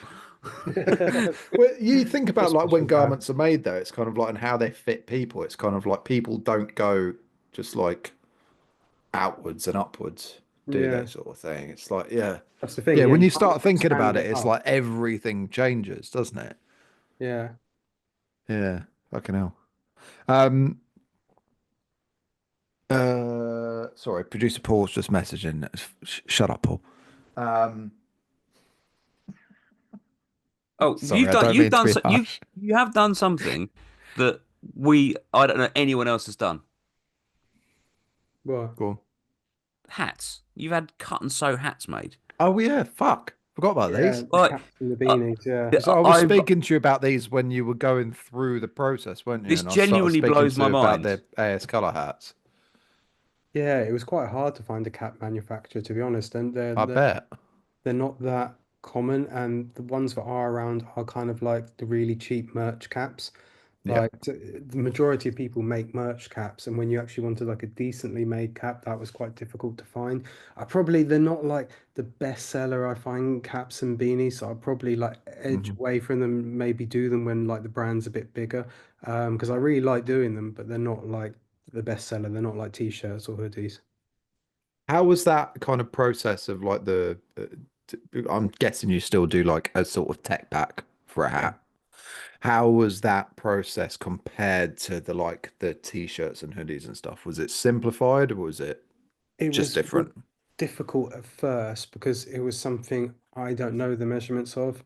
Like a t-shirt, I knew what measurements they were looking for, but a cap, I was like, well, how the fuck do I say like how I want the peak, Yeah, like yeah. which Mm. measurements I'm giving them? But the guy, because I did many samples, but the ones I ended up using in Poland, they had a dad cap like pattern already created. So they just allowed me to use that, which was great. And then I just dictated the colors and like the strap and the design and just like the details, just like accessorizing it. But they already had the pattern made. But I did work out the measurements for previous manufacturers, but most of the decent cap manufacturers already had like a pattern made. So Right. it was straightforward. Yeah. Well, it's a hat, isn't it? It's kind of Yeah. like, yeah, there's only one way to wear it. Yeah. The That thing I like found with process wise, like time wise, is it much different to the t-shirts and the hoodies? about the same probably. Hmm. Bit quicker, I would say, because all the people I use, they're buying stock fabric for it. So when you're using stock fabric, it does speed things up. Hmm. I suppose only there's a finite amount of ways of making a hat, presumably, purely because Mm. the, li Yeah, I the don't know much about limitations of them the really, shape and but you'd be surprised. What I learned from caps is like pe with t-shirts, people like are generally quite like forgiving on certain things, but caps, people are not very much. People are like, oh, I only like caps like this. I only, Yeah. yeah. I'm very much like that. yeah, that's what It's most like, people are like. Yeah, yeah, it's like there's certain cap or certain just manufacturers like clothing brands in general that for their I'm gonna headwear go I get my new will favorite cap while you're saying that because it's just open. completely fucking avoid because I'm just like I know they're cat, but not that they're shit, but I just don't like them at all. yeah, They don't fit my head well. I think they're a weird shape, and they're probably for some other people they're probably not. They probably fit fucking great, but I've got quite a large round head. yeah. Same. Um, and it's like, yeah, but it's, I mean, in terms of kind of like blanks, because it's like, I don't have any experience of like kind of manufacturing hats. Like you are the only person I've ever spoken to that does. Um, but it's like the AS color caps, are like up there, in my opinion, as like the best in the game for Yeah, blanks I anyway. haven't tried them. I spoke to I've forgotten his name. You passed me his That details. guy. Yeah, a guy, and he put me onto a factory. Well, it wasn't a factory again. It was a an agency in England, but worked with a supplier in China, but were to do caps. But the pricing was quite high for Chinese manufacturing, so ended up not using them. But it was very friendly, very helpful. Mm, He's well into his hats, guy. Yeah, he is. He is. I went all the way out there to look for a hat that's literally right next to me. Brilliant. So What this is is my that? it's the surf, yeah, it's colour surf. Oh, what is But that? but Oh, but not the talk about cotton it. one, like the nylon one, which is really unusual for me. But I've got an odd shaped head, and it actually like fits like so perfectly. There's nothing worse than a poorly fitting cap. That's no, what I I've agree. been. That's the cotton surf cap. They're Yeah. really fucking nice. Oh, hold on, I just realised. Take your hat off, Darcy. Hold on. Oh no. Hello and welcome to the Bald Social Podcast. Oh, and Paul. And No, Paul's Paul. here. We got to rename it. The BSP. Yeah. Oh, so the letters are still the fucking same, aren't they? Shut up, Yeah, Darcy. Fucking hell. that was sort of the joke, mate. Like, come on. This is what I have to put up with, Alec. Like, You can't find a good help, can you? Jesus. Should we talk about your finishing touches? Okay. Because I think this is, I mean, obviously the whole process sets you apart, but I think the finishing touches of like, the neck labels and the fucking little embroidery you do on the back of the t-shirts and the hoodies and stuff. Like, talk to us about that. why it's important and what you think it adds to each piece. Um, I think the whole idea with the embroidery on the back was I was looking at it like a painting, but like you had a design on the front and it was the signature, like the artist's signature on the back of the painting. That was kind That's of my cool. thought process. Nice. But it was I always like how certain brands they have like a little embellishment, but instantly you see it and you know that's exactly who it is. Like Levi's, Hilfiger, all those kind of brands, they have like a tiny little thing that you can just see Hmm. within an instant. You like you know it's that. And I was spending ages trying to think of like I just like on the mood board I called it signatures, and for ages I was just trying to think of like what could my little signature could be? Could it be a style of stitching? Could it be just like a little thing to add to it? But then I just thought I just had that logo and I was like, why not just do a literal signature? Why not just let that be my signature? And Mm. that was kind of how I went about it. But I always wanted something, but was that detail when someone saw a t-shirt, they were like, oh yeah, I know exactly who that is straight away. And that's kind of the thought process for that. For the neck labels, I don't know, what about the neck labels? They're just nice. Oh, thank you. I'm working with some new ones. Yeah, I don't Why are know. they why are they important? Why do them over printed deck tags or whatever? Well, they last longer. Because I'll be brutally honest, I cut mine out. I hate them. Yeah. Are Not you one of the yours. people that does it? I just hate neck tags. Well, that's why I've only got two stitches in it, so it's easily to take out. If you've got like a needle, a thread picker. Really appreciate that. Yeah, yeah, that's literally the reason because I'm quite fussy with it as well. But I went for Yeah. soft and double weave labels, so they shouldn't be itchy. But if they are, and you want to get them, you can have like a thread removal or just use scissors. So really Yeah. carefully, you can cut it out easily. Yeah. That's Fair enough. but yeah, no, I've tried to go for like a good quality label. I didn't go for the printed ones. I do think the printed labels are good, but they don't have longevity. Eventually, the print will start to wash away off the label. So I wanted something that was going to last. So I went for the double weave recycled polyester ones. But yeah, they're good. I like them. I'm working on some new ones at the minute to do a bit differently. I would like to do the printed labels for the care labels. So instead of doing the ones I do now, I would like to do the screen printed onto cotton for the care labels, but that's something later. See, most people don't That's put the care and wasted on me, mate. attention. They're another thing I just pull out. Yeah. Well, Mate, if you you wear pulled it out, blank, you wouldn't so have a you kid. pull out. I just want it blank. Just want it blank. Most people wouldn't put that time and attention into those details. I mean, even your packaging's incredible as well. Like, Yeah, It thank is, you. yeah. Were you one of the first people to get the new packaging? Most mm, most people haven't received that yet with the stamp and the new yeah, With it's all really this talk of nice. new, I need to buy a t-shirt. Yeah, go on, the buy it now. website's closed at the minute. Wah, wah. Fuck's sake. Oh, you have no idea how much that pleases me. Fuck you both. I can send you a password after this if there's anything you want, or wait till next Friday and it's open again with all the new stuff. No, I'd like a password, please, mate. I want to feel special. All right, all right. Do it, and I will buy a t-shirt because purely because I want to see. I just like new stuff. Nix will kill me for buying another t-shirt, but it's fine. I bought a new pair So, of shoes the other day. I must have 30 pairs of shoes downstairs, That's and she was like, mental. "Why the fuck have you bought more shoes?" I was like, "It's Jamie Thomas's new brand." I was like, you know, oh, the skateboarder. yeah, guy who went zero. He's started. Yeah, yeah, Should I go grab him? yeah. I'm gonna Show go me. grab him. I really like On that these note, I'm shoes. just going to go to the They, toilet as well. Where were we? you have a good wee? I didn't go. Yeah, Yeah, Oh, go. and he's eating. Look, what are you eating? Nuts? shoes. Cashews? So they're like, I don't know how well you can see them, Oh yeah, yeah, nice. like slip-on loafers, but so they've got it's embroidered and they've got the little thing on the back. But then I don't know if the camera's going to be able to pick this up. You see that little emblem? I can't see Kind anything. of, like a little bit. They've almost got like they're like it's like heat stamped into the suede. Oh, cool. It's really, really cool. There's just They're like going to it's get what covered in ink. No, they're not skate shoes and they're not print shoes. These are like my posh shoes.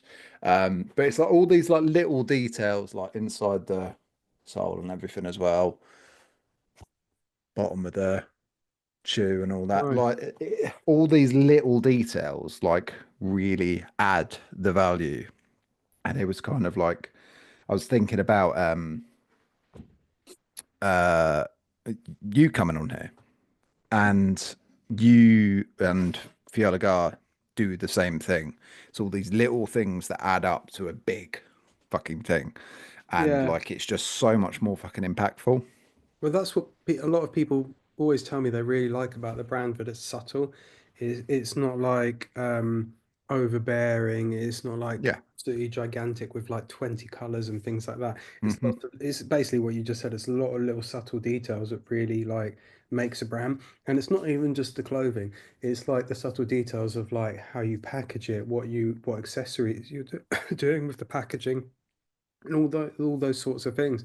It's like even when I do the market, like I write people like a thank you note and things like that. It's all those little details that make people feel Yeah. a bit more 100%. special about the brand. Hmm. Do you know what I'm gutted about more than anything about your brand? Like genuinely gutted about. I missed the boat on the rug. I was desperate for a rug. Absolutely desperate for a rug. Oh, wait here, I'll show you something. Just- He's going to show me his rug. Get your rugs out for the lads. That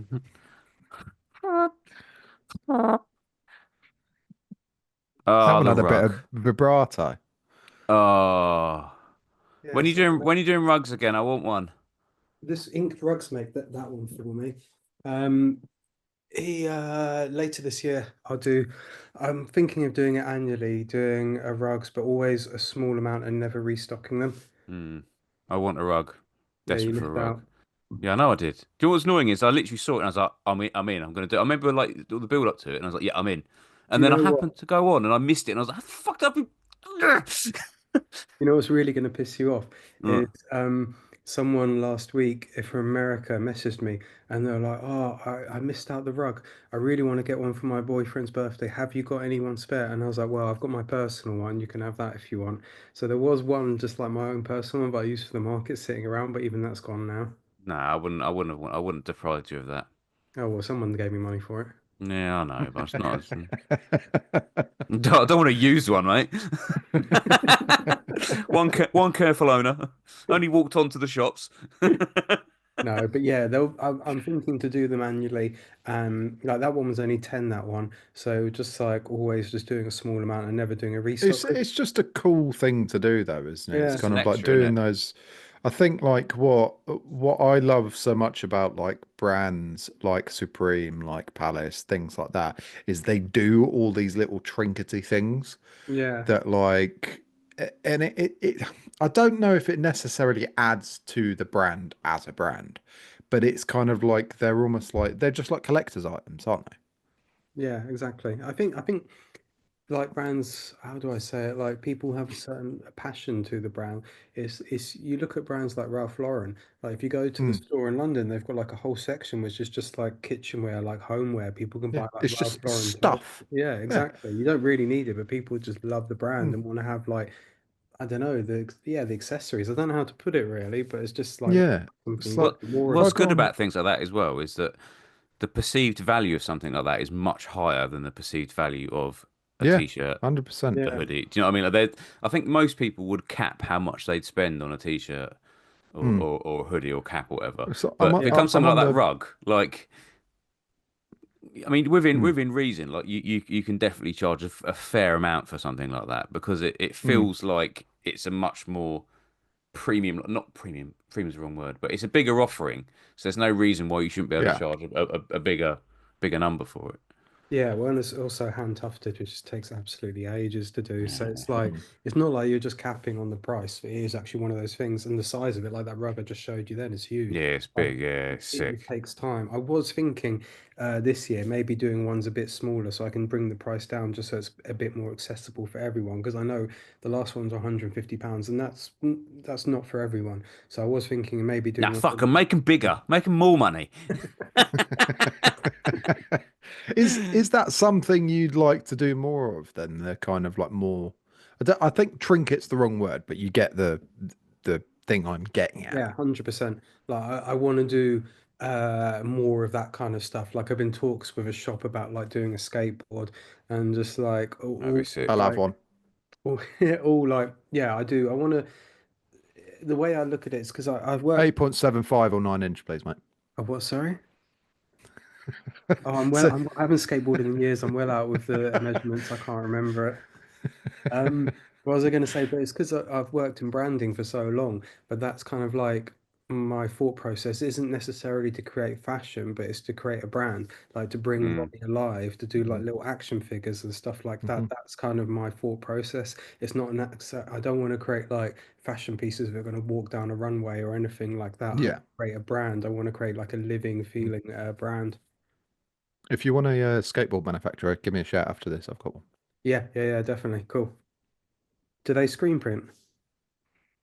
I Or know do one they that screen e-print? prints, and I know another one that makes their own boards and then does all Oh like wow. what they're We'll called chat about it like afterwards. UV transfers, DTF, whatever the hell they're called. But yeah, it's cool stuff. Yeah, okay, yeah, we'll chat about that. nice. Awesome, man. So what, Awesome. like, how many of those rugs did you have made? It was 10, and that the one I just showed you is a one-off, but then the other one, the other Robbie one was 10. So how, like, obviously there are certain things that you can buy a lot of and certain things you can't. So like when you're looking at, if you feel free to not answer this question, but like your MOQs, how much higher are they now than they were when you first started? Is it like you're hitting a really good number now and you're getting a better value out of them, or are you still do you still want to go up to the next level, like with the amount that you're ordering?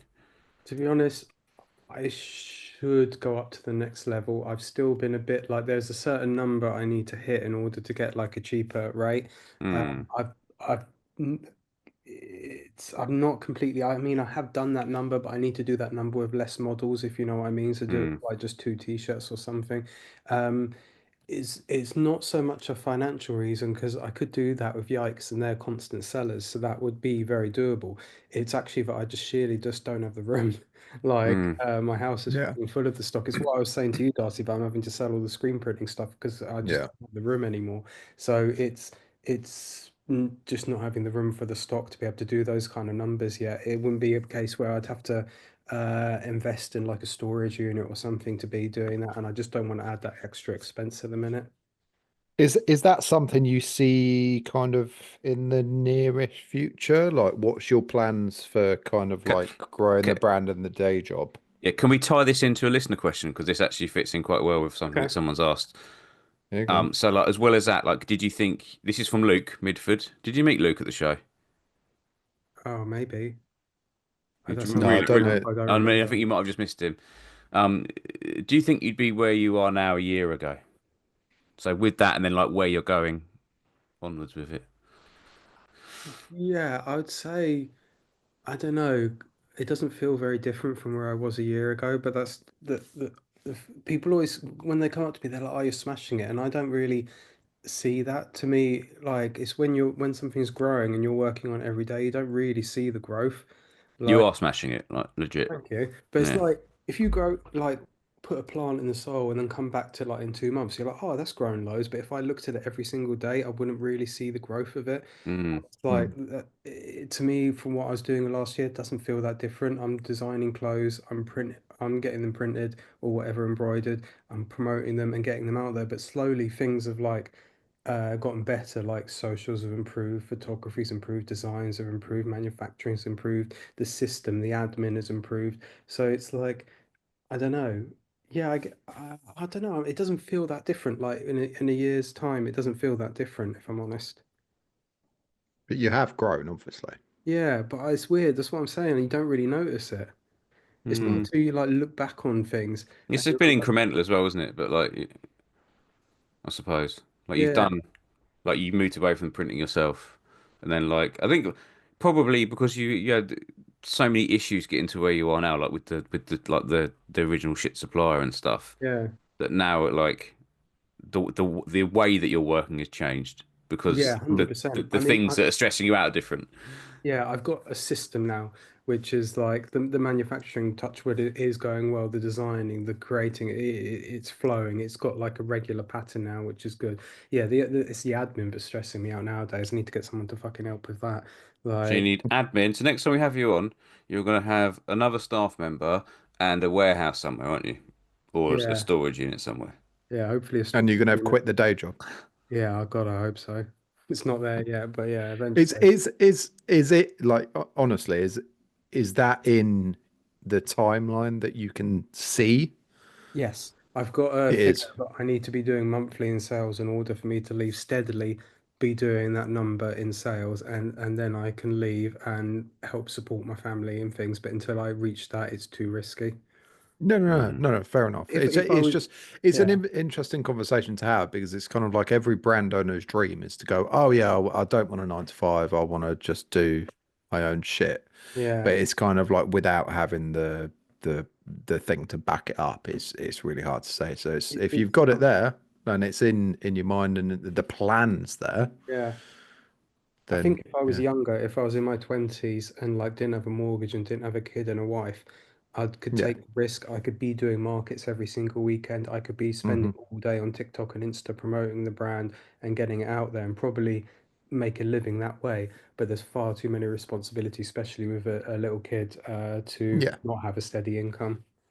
yeah. No, So, fair. so is What are that you? is that most of your marketing's coming from then TikTok and Instagram? Is that like where we're still doing it all primarily, and the TikTok, market's I obviously haven't in really, person? I've been really rubbish on TikTok. It's just, it never really did much for me. So I should Mm, give it a go because there are like a lot of people on there.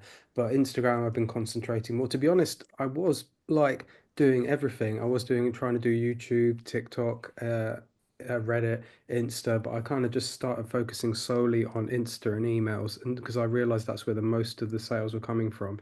And plus, I hmm. got banned off Reddit, so that like made it a bit more difficult. Like. What happened there? Ah, the bloody the streetwear startup admin are dickheads.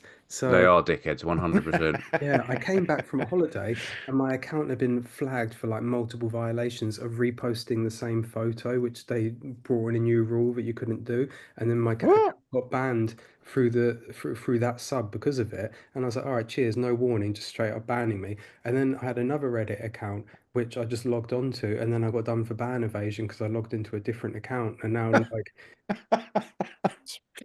it's so dickhead. Like I've tried like getting him with a VA. Job's worth. Yeah, I was just like, oh, you dickhead, you little small-minded admin, you're just fucking dickhead. That's exactly what I mean. It's a lot of it. That it's just jealousy, in all honesty. Well, most of the people that run that fucking sub, if you look at the brands they run, they're all like failed brands. Exactly, which is why they have time to run a massive, and it is a massive subreddit, isn't it? Like it is Yeah. fucking huge. There's like, what was it 30,000 members? I think something like that. Yeah, but if you go on at any given day, there's only about like About 20. six people on there. Yeah. Yeah. Oh. Do we have any more listener questions, Bav? There's a couple. There's a couple of silly ones. Okay, go for it. I like the Okay. Or silly should we, ones. or hang on, before that, should we see if producer Paul has said anything to us? He has said something to us. Yeah. He has said something. Oh yeah. Yeah. So, I managed to. let's do. This is a new segment. Questions from producer Paul. Okay. Ooh, I like that. Yeah. Yeah, Q because F P he's P P P he's not allowed to talk. He's not Q paid to talk. F He's paid P to P P sit there and be P. quiet. Um, so producer Paul has asked, what brands are you inspired by? Um, what brands am I inspired by? Uh, I like what Picante's doing, if I'm pronouncing that right. Um, the Rich, coming from British. you. Huh? Uh, Drôle de Monsieur, the French brand. I think Gesundheit. they're wicked. Who else? I like Illicit Block. I think their stuff's really cool. House of Errors, their stuff is cool. Finally, one I've heard Yeah, of. Thank they're you. cool. Yeah. Yeah, they're cool. Well Uh, done. I'm trying to think of more.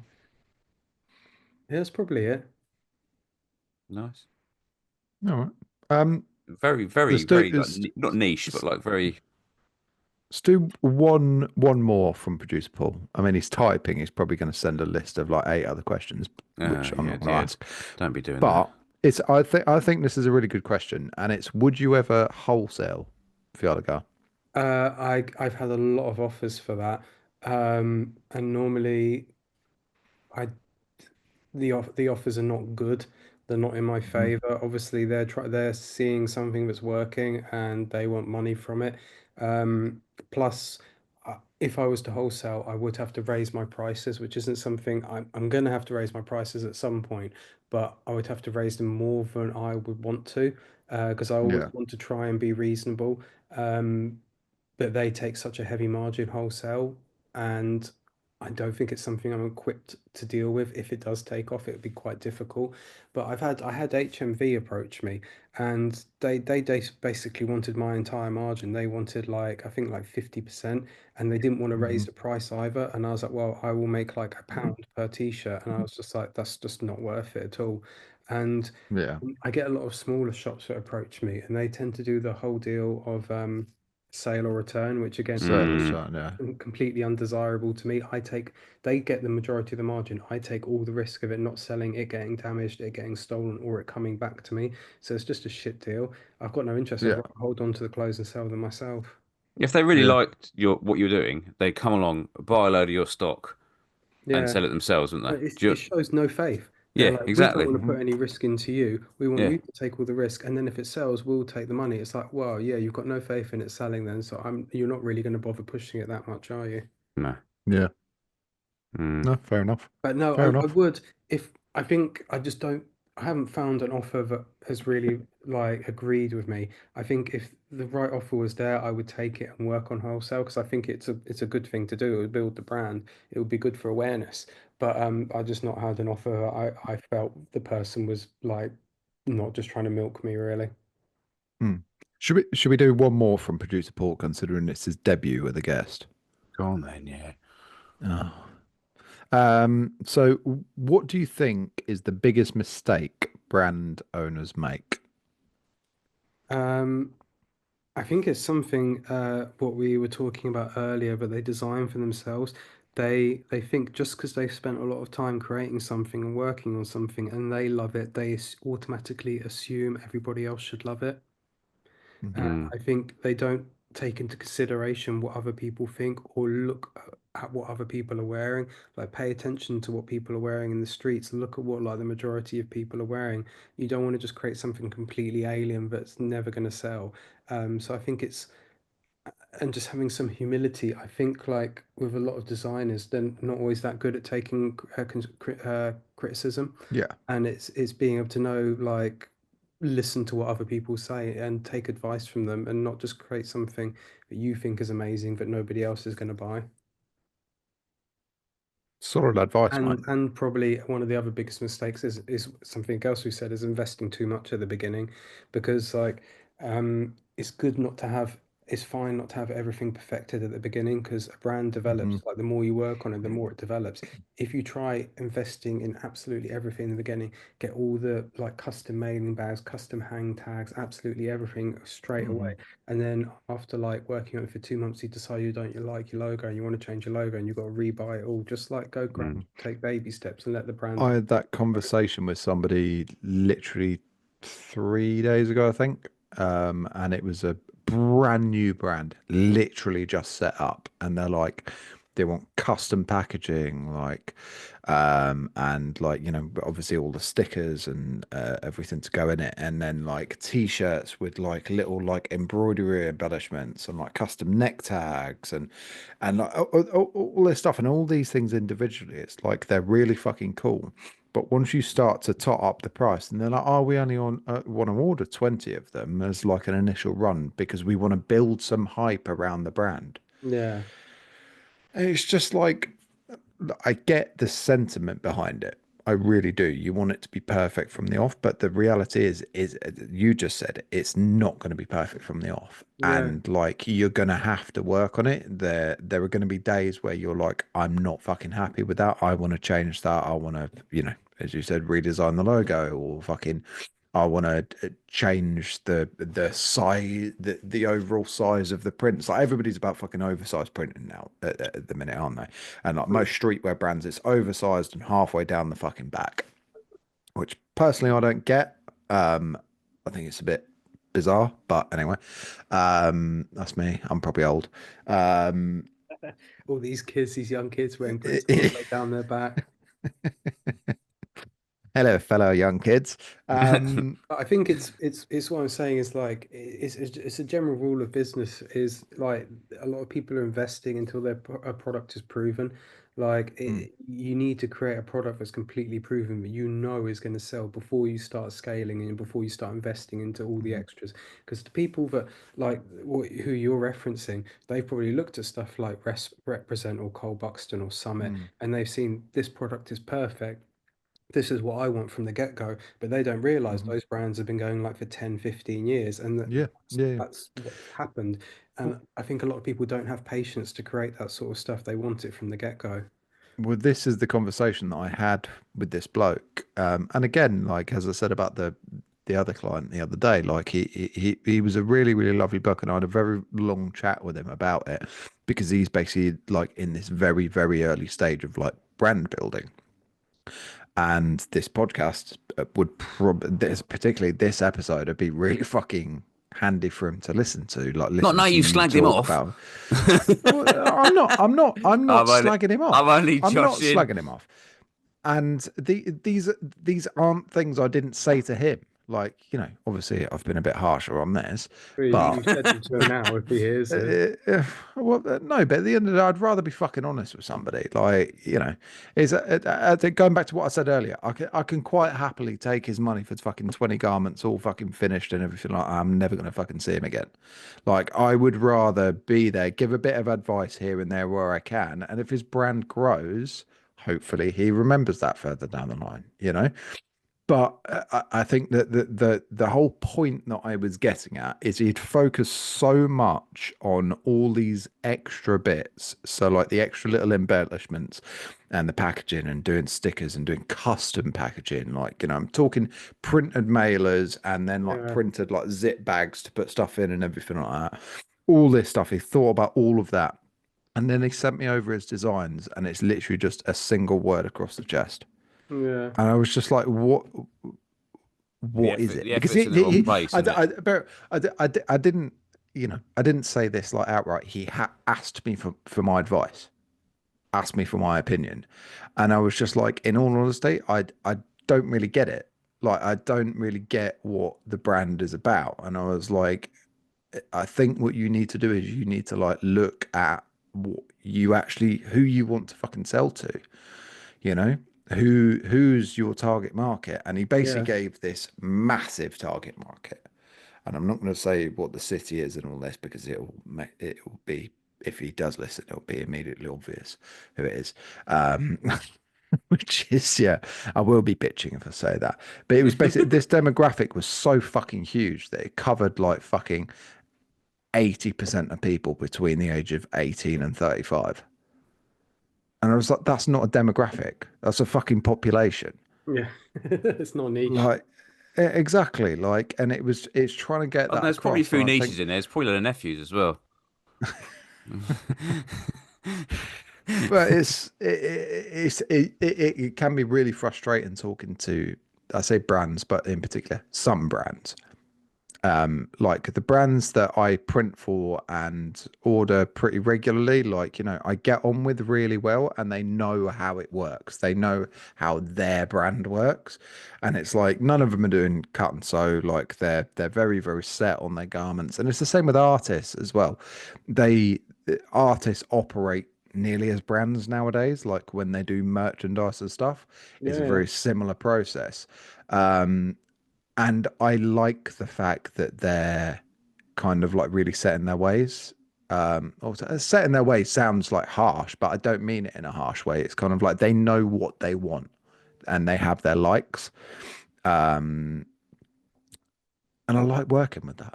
It's kind of you know where you sort of stand, and I think your manufacturer probably looks at you and says the same thing. It's kind of like they know the I guess the standards that they need to kind of uphold to yeah. to maintain with Fealla-dha. There's been like a couple of times where it hasn't been, there's something been wrong. It's never been the fabric. It's always been like the embroidery or the screen print, the outside, the suppliers. and avoid like. Do you remember when I sent you those photos of like the print that was like wrong, and I was like, no, Yeah, no, no, no, yeah, no. yeah. I had to be quite like forward of him. This is completely unacceptable. This standard. This will never go. This standard. It has to be spot on, absolutely perfect. And since then, every single print has. He basically just said to them, Mm. he said it's unacceptable. You have to do a perfect print every time, and they have never had that issue again since then. But it was that case of standing up to the point, Vittling, telling him everything has to be A+. We can't, nothing can be poor quality. I mean, at the end of the day, from your perspective, though, it's like you are selling high-end retail clothing. Yeah, So it's like it's all right for us as print shops. If we're printing for Joe the plumber, like it's kind of I think out of all the screen printers that we know, we all have very high standards, but there's certain Yeah, I things mean, we'll not so probably much, but yeah. yeah, maybe not you, but there's certain things I think we'd let go out the door for Joe the plumber compared to what we would for Fealla-dha, for yeah, instance. It's a You know, scale and though, it's isn't it? Like, yeah, no, mm. exactly. And it's like I think if you're going to the extent of getting your garments custom cut and sew and then been sent to a fucking dye house and they've got little embroidery details on the back and then they fuck up a print and still go, that's all right to go out the door. It's like yeah. that would fucking really like irrationally turn me into a fucking rage. Like I'd just be like, look at the amount of work that's gone into this fucking piece of fucking cloth, and you've gone and done that. Well, there was one of my t-shirts. There was one where the print went wrong on all of them. It was something to do with the dye. It wasn't like the actual printer much Yeah, I customers. It was spoke to you about this. Yeah, Yeah. it was a bad migration, and the manufacturer was just like, we're not happy with this. It's no good. That's it. We're redoing Mm, it. It wasn't like that. Didn't cost me any more money. They completely redid the whole batch, just because that's cool. something went wrong with it. So they no, they wouldn't let that slide. They know they're like, no, this isn't the standard because they want to hold themselves to a particular standard as well. Hmm. So Like I had some socks made with downcast, and I think I've said this on here before. they the black and white Um, ones with the little faces on them. Yeah, I've got yeah, yeah.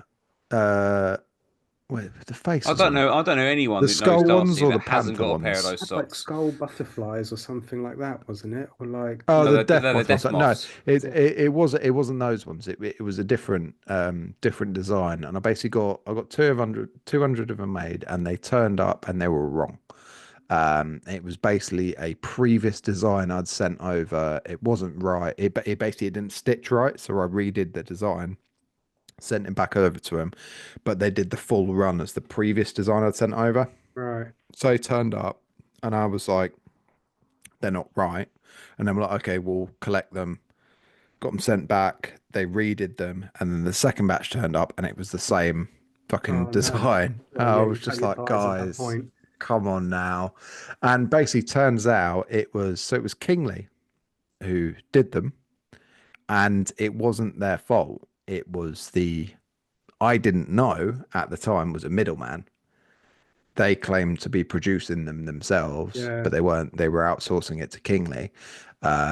Like big up Kingley to be fair, because they make some fucking great socks. If anybody wants custom made socks, Kingley Limited, I think a they're little called, plug. or You need the like the website coming up at the bottom when you say This no, they don't episode is fucking no, sponsored by no, socks. no, they don't No, sponsor us, socks. so no, Socks. just socks. Sponsor. But yeah, Everyone loves no, it's a socks. plug because they were pleasant to deal with and they produce some fucking good This stuff. episode is sponsored by Um, plugs. Butt plugs. butt plugs. Um, but anyway, so and then the second lot turned up, and I was just like, look, they're still not right. And they basically, the middleman was like, because they've obviously had to pay to fucking reproduce them because it was their fuck up. And they were yeah, like, oh, do you want to just keep them anyway? I was like, well, no, not really. I was like, because it's not what I fucking paid for. It's not what I've approved. And they were like, oh, right, okay. And then they were like, oh well. And I said to him, I was like, look, what's going to happen to him when I send these back? Because at this point, this is 500 pairs of socks made that were wrong. yeah, And they were like, oh well, they're probably just going to be like destroyed. I was just like, No. I was just like, well, I'm not really happy about that. I was like, this is your fuck up. you're asking me to keep these instead of Yeah. kind of producing what I've asked for. So I was like, here's the deal then. I don't send them back to you. I will donate them to some homeless charities and you give me what I fucking paid for. Yeah, that's pretty good deal. And that's what I did, and ended up donating 250 pairs of socks to a homeless charity. And third time fucking lucky, I got the ones I wanted, and it was sods law they didn't fucking sell. So And then he closed down costs. So that was good. So have yeah, you got literally the very rest of them small socks. No, I've got rid of them all. Never I've still got a few pair. I think I've got about 30 pairs left, but I've kind of Downcast's completely gone now. Apart from this hat on my head, this is literally brand new. I found it over there before I jumped on, and I was like, oh, I need a hat to fucking shield you from the glare from my head. We're all And in I've the also got a same big world. cut on my. I've got a big cut on my head. I smacked my head on a shelf yesterday. But I was like, I'll keep back like 30, 40 pairs or something, because like mates always ask for them, like mainly Pav. Whoa, whoa, whoa, whoa, whoa, whoa, whoa, whoa, whoa, whoa, whoa, whoa. We aren't mates. Yeah, good point. A- Acquaintances. yeah, colleagues. Acquaintances usually ask for them. But yeah, all gone. My office is very Paul's clear now. just said in producer notes, we've heard this story once for each pair of socks. Fuck off, Paul. Shall I kick him out? No, don't do that. It's mean. It's mean. Oh. Right, should we ask And he says maybe twice. we've got Thanks, Paul. we've This got does two wonders more for my confidence, mate. we've got two more listener questions. Sure. They're funny ones though. Well, funny-ish. Okay, go for it. You're right with that. Are you Yeah. right with that, Darcy? Should you do a Are you asking him if I'm okay with humour? yeah. Yeah, I guess so. Yeah. Okay, fine, yeah. So do you know Matt from Rogue Print Co? Don't Do you know think so. Do you know Rogue Print? You fucking hilarious. Oh, by the way, Matt from Rogue, um, he's he's got a podcast because he's a man of a certain age, and when you become a man of a certain age, you have to start a podcast. It's the law. And it is him and I haven't reached that age yet. have you not? You No, you have. just did the podcast anyway. I'm the exception to the rule. Yeah, you started too early. Um, yeah, he has got a podcast where That's why we're not sponsored yet. him and a Like, friend. he hasn't met the quota. Because of your age. He's not 40 yet. Yeah, him and a friend listen or talk about like a film or something that their other friend hasn't seen because he's just like so avoids pop culture that he doesn't know anything about it, and it's genuinely hilarious because he's like Carl Pilkington, only likable. Yeah. But but with pop culture, and they did an episode of the Phantom Menace, and I genuinely giggled out. I mean, it's like this podcast, but funny. Um, Right, what's the question? I haven't asked it yet, but this is from Oh, him. okay, fair enough. That wasn't a question. I just did a Darcy ramble. So this is a question from Matt from Damble. Rogue, and his question is, how do those letters make those sounds? Oh, ask a Scottish person. I've got quite well. I mean, I am part Scottish, but I can't speak Aleck. Um, but I've got a lot of Scottish customers who have shown me like the pronunciation. Mm, It's pretty good, but I can't pronounce. Some of them actually talk to me in it, and I'm like, I don't have a fucking clue what you're saying. mm. Yeah, that must be frustrating. Like when Well, no, they it's come up not to really. I don't blame them. I've got a brand that's written in no, no, Scottish. for them, I mean. Oh, They go, no, finally, no. finally, someone who speaks my language, and they come over, and you're like, sorry, what, mate? What the fuck are you talking about? I whack it into Google Translate to see what they're saying and then respond. Nice, great work. Oh, Darcy, do you want to do the other one? If you give me a second. Oh God, you're so unprepared. Come on, guys. Well, I did have it up. I was ready. I'm ready. I could ask it, but it's only fair that Viagra's worn off. I give Darcy the opportunity, really, isn't it? Uh, We are a team, after all all. right. Okay. I'm not. It's from Guy from Air's Colour. Yeah. So I'm not going to do the Australian accent again. Good, because he's not Australian. I know he's not. I know he's not. So he says, you're stuck in an elevator. It's called a fucking lift, guy. You're stuck in an elevator. Who would you pick for company? Pav, Darcy, or Paul, and why? Oh, maybe Pav, because if worst came to worst, there's more to like eat. You think you're eating me? Also, like, how long are you expecting to be stuck in this this, mate? elevator for? I don't know. It depends where the lift is, isn't it? Well, you just gonna eat me raw? Like, Then I start a little fire. Take a lighter with me. but then you'd burn. You're in an enclosed space. You would die as well. You've not thought this through. No, it was a quick question, Your wasn't it? cannibalistic tendencies. Jesus Christ. Oh, I did. Well, up until now, I didn't realize I was the fat one in the group. But thanks for that. I appreciate it. It's because of the beard, isn't it? Hold on, I'll do my thumb impression again. You ready? I'm a thumb. I'm a thumb. Oh, Jesus. Thanks, That Alex. was I an appreciate excellent that. answer. That's all right. No Can worries, I have a refund on my t-shirt, please, mate? Mate, to be fair, I mean, you don't need a confidence boost. You're the most confident person I fucking know. Oh, me? Yeah. I'm not. I'm not. I'm very shy. No, you're not. Shut the I'm fuck shy. up. I'm shy. I am so shy. Like, I am the shyest. I think I might be. Mate, if you're shy, I'm black. Yeah, you're not black. Oh, Oh, Jesus. hilarious. Fucking hell. Good question. So I think Yeah. we've covered like everything. Yeah, Okay. I think we have. So if you can just leave now. Thanks for coming. Bye. Toodles. Pop. This is our Pav acts when you insult him. He's like, that's it. Fuck off now. I'm offended. Yeah. I don't think I've ever been offended. Gonna go smother my face in a sticky toffee pudding. Oh, I do like a sticky pocky, Sticky toffee pudding. sticky toffee pudding. I really struggle to say that. Sticky toffee pudding. Stiffy, cocky. Sticky toffee pudding. Stiffy toffee pudding. Sticky toffee pudding.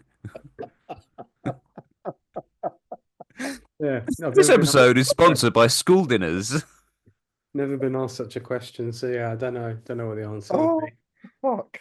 I'm crying. Paul, have we got to ask you anything else or do anything else? Because bear in mind, you're the first person in this new format, Alex. So we're just Well, with Paul in there. yes. Oh, yeah. Sing. Sing. I've got to sing a song. It's Okay. the one thing we've kept from the previous things. This is where you see how shy I am now because of my singing. What are you gonna sing? Because now you've got to do it with a guest. Natasha Bedingfield, Unwritten. Sorry, say her name again. Natasha Bedingfield, Unwritten. Bedingfield. Why are you saying it like that? Well, how's it pronounced? No, you're Bedingfield. taking the piss. How's it pronounced then? Say it Bedingfield. again. Bedingfield. Beding. Oh, wait, are you Yeah, saying Dingfield. you saying the same like her brother's called Daniel? Yeah, Daniel Bedingfield. This is like Face Jacker when he just says something stupid wrong. Hello. Hello, Brian Badondi. Yeah, Natasha Bedingfield. Ah. Did you see Daniel Bedingfield was on like TikTok the other day on like DJ AG's line? He was singing. Was he? Yeah, he's like coming back, a little comeback. I liked him. I think he was Yeah, quite he's cool. good. Made that banger in his bedroom, didn't he? Yeah, With Garage Band or some shit, wasn't it? he got in a car crash and it kind of like killed off his career. Poor lad. Yeah. Yeah. Same with Dave. What was his name? Post selector guy, Craig David. He Craig David. was on it as well. But he had like a little bit of a comeback because apparently like Post selector like completely ruined his career and he left the country. Selector. Yeah, I'm not surprised. Yeah, he did get Yeah. absolutely rinsed. Yeah. When you look back on it, that show was actually well out of order, wasn't Yeah. it? I mean, it was, don't be wrong, at the time, it was one of the funniest things I've ever seen in my life. But it Yeah, was but it's well like out of all order. of the TV shows from that era are like, But Jesus but fucking it Christ, wasn't that guys. long ago. It wasn't long ago I enough that you know. can think, I know. It's Like like even 15 like years Little ago. Britain, like you look yeah, back at it and it's like, Jesus fucking Christ. This is why it's not an iPlayer. yeah. Our TV shows did used to be a little alleged. You remember like Mm. Jam. What was Jam? Why does that sound familiar? Jam, or like Monkey Dust. Jam, Mm. Jam TV. Do you not Oh remember yeah, Jam? Jam. Yeah, yeah, yeah, yeah, yeah, yeah, yeah, yeah, yeah, yeah, I yeah. miss those kind of TV shows. You don't even Mm, get like that sort of stuff anymore. mm. Yeah, we need something cool like that. What was the It's, other one? The word was Oh. the other one. Do you remember the word? no, He sort of repeats that. And Brass Eye. I used to love Brass Eye. Brass Eye was brilliant. I don't know, society's changed so much, but I don't think people are like that into that type of humor anymore. But it's not fun anymore. It's Brass Eye, isn't it? It's almost true, some of it. That's very true. Mm. Like the pedophile one where it was Richard Blackwood was like, Oh, oh, it's so funny. they admit the smell that attracts children through the Through the keyboards. keyboards. Yeah. How did he fall for that? Oh, they're just so desperate to be like. I mean, I feel bad in a way because they were trying to help. Like they thought they were That's helping true. a. I guess Yeah. that's how he did it, how he roped them in, like for a good cause. So they're like, you do this and you're helping, but literally like ripping the piss out of them. Bless them. Oh. Oh, Um, right. Do you want to tell us when the next drop is out? March And we'll leave that next as your way to sign off before Pav sings and us out. and where we can find you. March 28th, next Friday, 7 p.m. UK time is the next drop. I've got the off-white, the faded black Zoinks t-shirt. Move your head, Pav. Do it that way. That the Oi t-shirt that's dropping as well, and then a restock of the vintage black and the vintage green Robbie hoodies that sold out in like 2 weeks last year. So yeah, March 28th, next Friday, 7 p.m. UK time. We should probably try really hard to get this out before then, shouldn't we? Yeah, well, I Dar thought It'll that be was really out. Darcy. pointless to ask me This that. is going out on Monday. There you We go. promise the listeners Perfect. every 2 weeks. So Mm. Yeah, sorry, listeners. yeah. We are carrying on. All right, you're gonna And say, what's your website, mate? Go on. You're uh, gonna have to spell it out. all right, I'll do Foxtrot Echo Alpha Lima Lima Alpha Delta Hotel Alpha.com. That's There we actually go. easier to say than your brand name. Like Yeah. doing it phonetically. It's easier. I remember that when we first had you on, and me and Pav literally had the conversation. I think this is recorded as well. So again, another plug to go and listen to episode 20, where we originally spoke to Aleck. And somebody turned up to buy a synthesizer, and we thought he'd been murdered. Um, yeah, go listen to that. And we had this conversation where I was asking Pav how to pronounce his brand name. We did, didn't we? Yeah. Yeah. I did. Fealla-dha. Yeah, I think you asked me beforehand, before the show. Yeah, I was hoping you wouldn't bring that up because I was trying to get one over on Darcy for like knowing how to I went say it. Fealla-dha. What's the weirdest pronunciation you've had of it before you go? Oh yeah, go on. Most people just say Fealla-dha, which I don't blame them. But someone gave like a good name suggestion for a release. They said do it as TH-DHA, so Tada. But I was like, that would be really good if it wasn't pronounced Ga. So, but yeah, that one I thought was quite good. Yeah, it's a really good idea if it worked, but it doesn't. So Yeah. In Irish, Well, it's worth- next time you surprise somebody, go Tagar. Just see if it works. it is a word in Irish as well, but it's pronounced completely different. I can't remember how you pronounce it in that. yeah, of course. Yeah, I mean, It's probably got about 84 vowels in it if it's Yeah. Irish. they fucking love a vowel over there. Oh my God. And Guinness. Oh, they vowel. They've got like alphabet spaghetti, and it's all vowels. It's a bit like Sarah will Dutch like as that well, joke. when they've got like three A's in a row or something, and I'm like, how do you even pronounce that? Yeah, fucking you can't pronounce it, but it's fucking easy to find in the yellow pages. Does that still exist? You There's a show- joke that showing our I just age. really aged myself. Yeah, Yeah. I really aged And they go on myself. teletext and they get the yellow pages out. I love telly. Pav has So to good. use the yellow pages to get his books off the shelf still. I am short. I'm not that short. I've just got small hands, which makes me look shorter than I actually am. Mm, The hands are the point of reference. So it's got. yeah. Oh, right, Pav, you're gonna Right, sing us out. I'm going to sing us out to the song of "Unwritten" by Natasha Bedingfield. Do you know? Are you familiar with the song, Alec? No, You don't know this song? I With don't know. Dingfield. Sing This it is a for me. this is a treat for you. Right, thank you for listening, everyone. Sit Here out, Aleck. is my songage. I am unwritten, can't read my mind. I'm undefined. I'm just beginning. The pen's in my hand, ending unplanned. Staring at the blank page before you. Open up the dirty window. Let the sun illuminate the words that you cannot find. This is where I edit in the something music. in the Oh, distance. okay. So close you can almost taste it. Release your inhibitions. Feel the rain on your skin. No one else can feel it for you. Only you can let Isn't it it? in. Isn't as bad No as one it else, usually is. To be no fair. one else can I actually speak do remember the words song on now as your well. It's lips. it's Send usually yourself fucking with words awful. unspoken. Live your life with arms wide open. Today is where your book begins. The rest is still unwritten. It was actually in time as well.